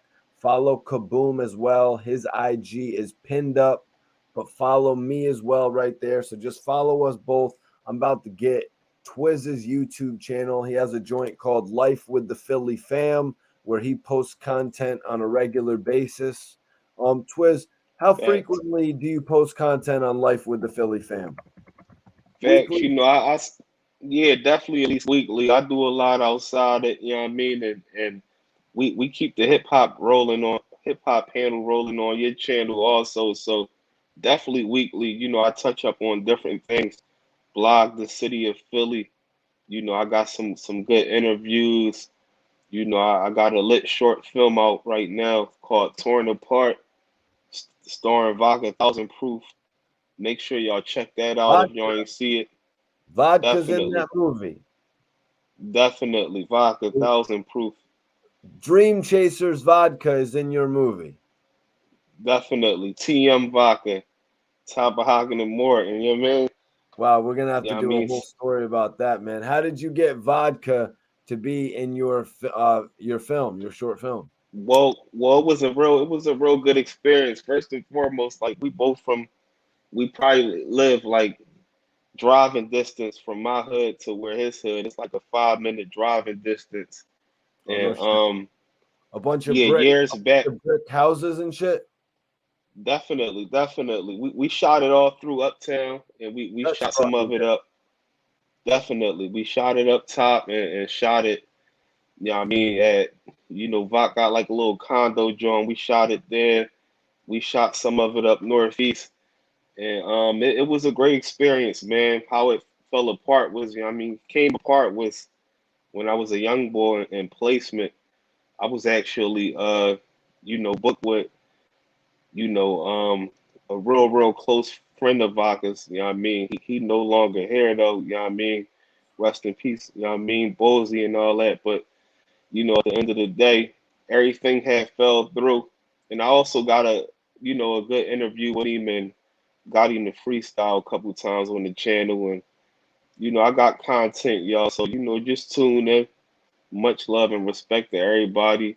Another film is in the making. Trying to get that rolling right now, once everything get right.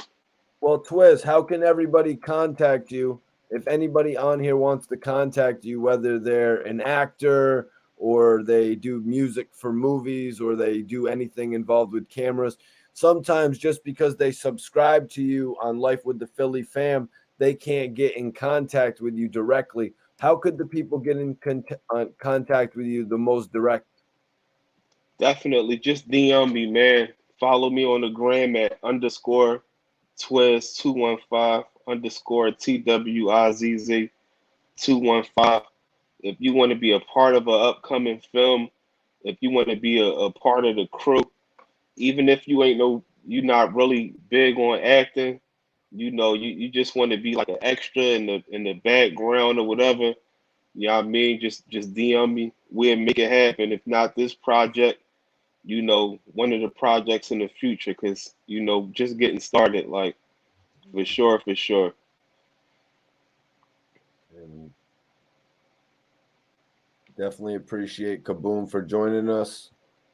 Definitely, definitely. Stream was lit. And shout out to everybody in the comments. I can't see y'all, you know what I mean? But it's always, love and respect, man. Yep, that's right, you guys. I hope y'all enjoyed the episode tonight. We had a special guest for y'all on this episode of the Hip Hop Panel. We had to come Thanks. back. We had to come out here tonight, especially since, Summer Madness, such a great event from the other night. And we had to have a conversation with somebody who was there. Absolutely. Appreciate y'all. We'll see you next time. You already know.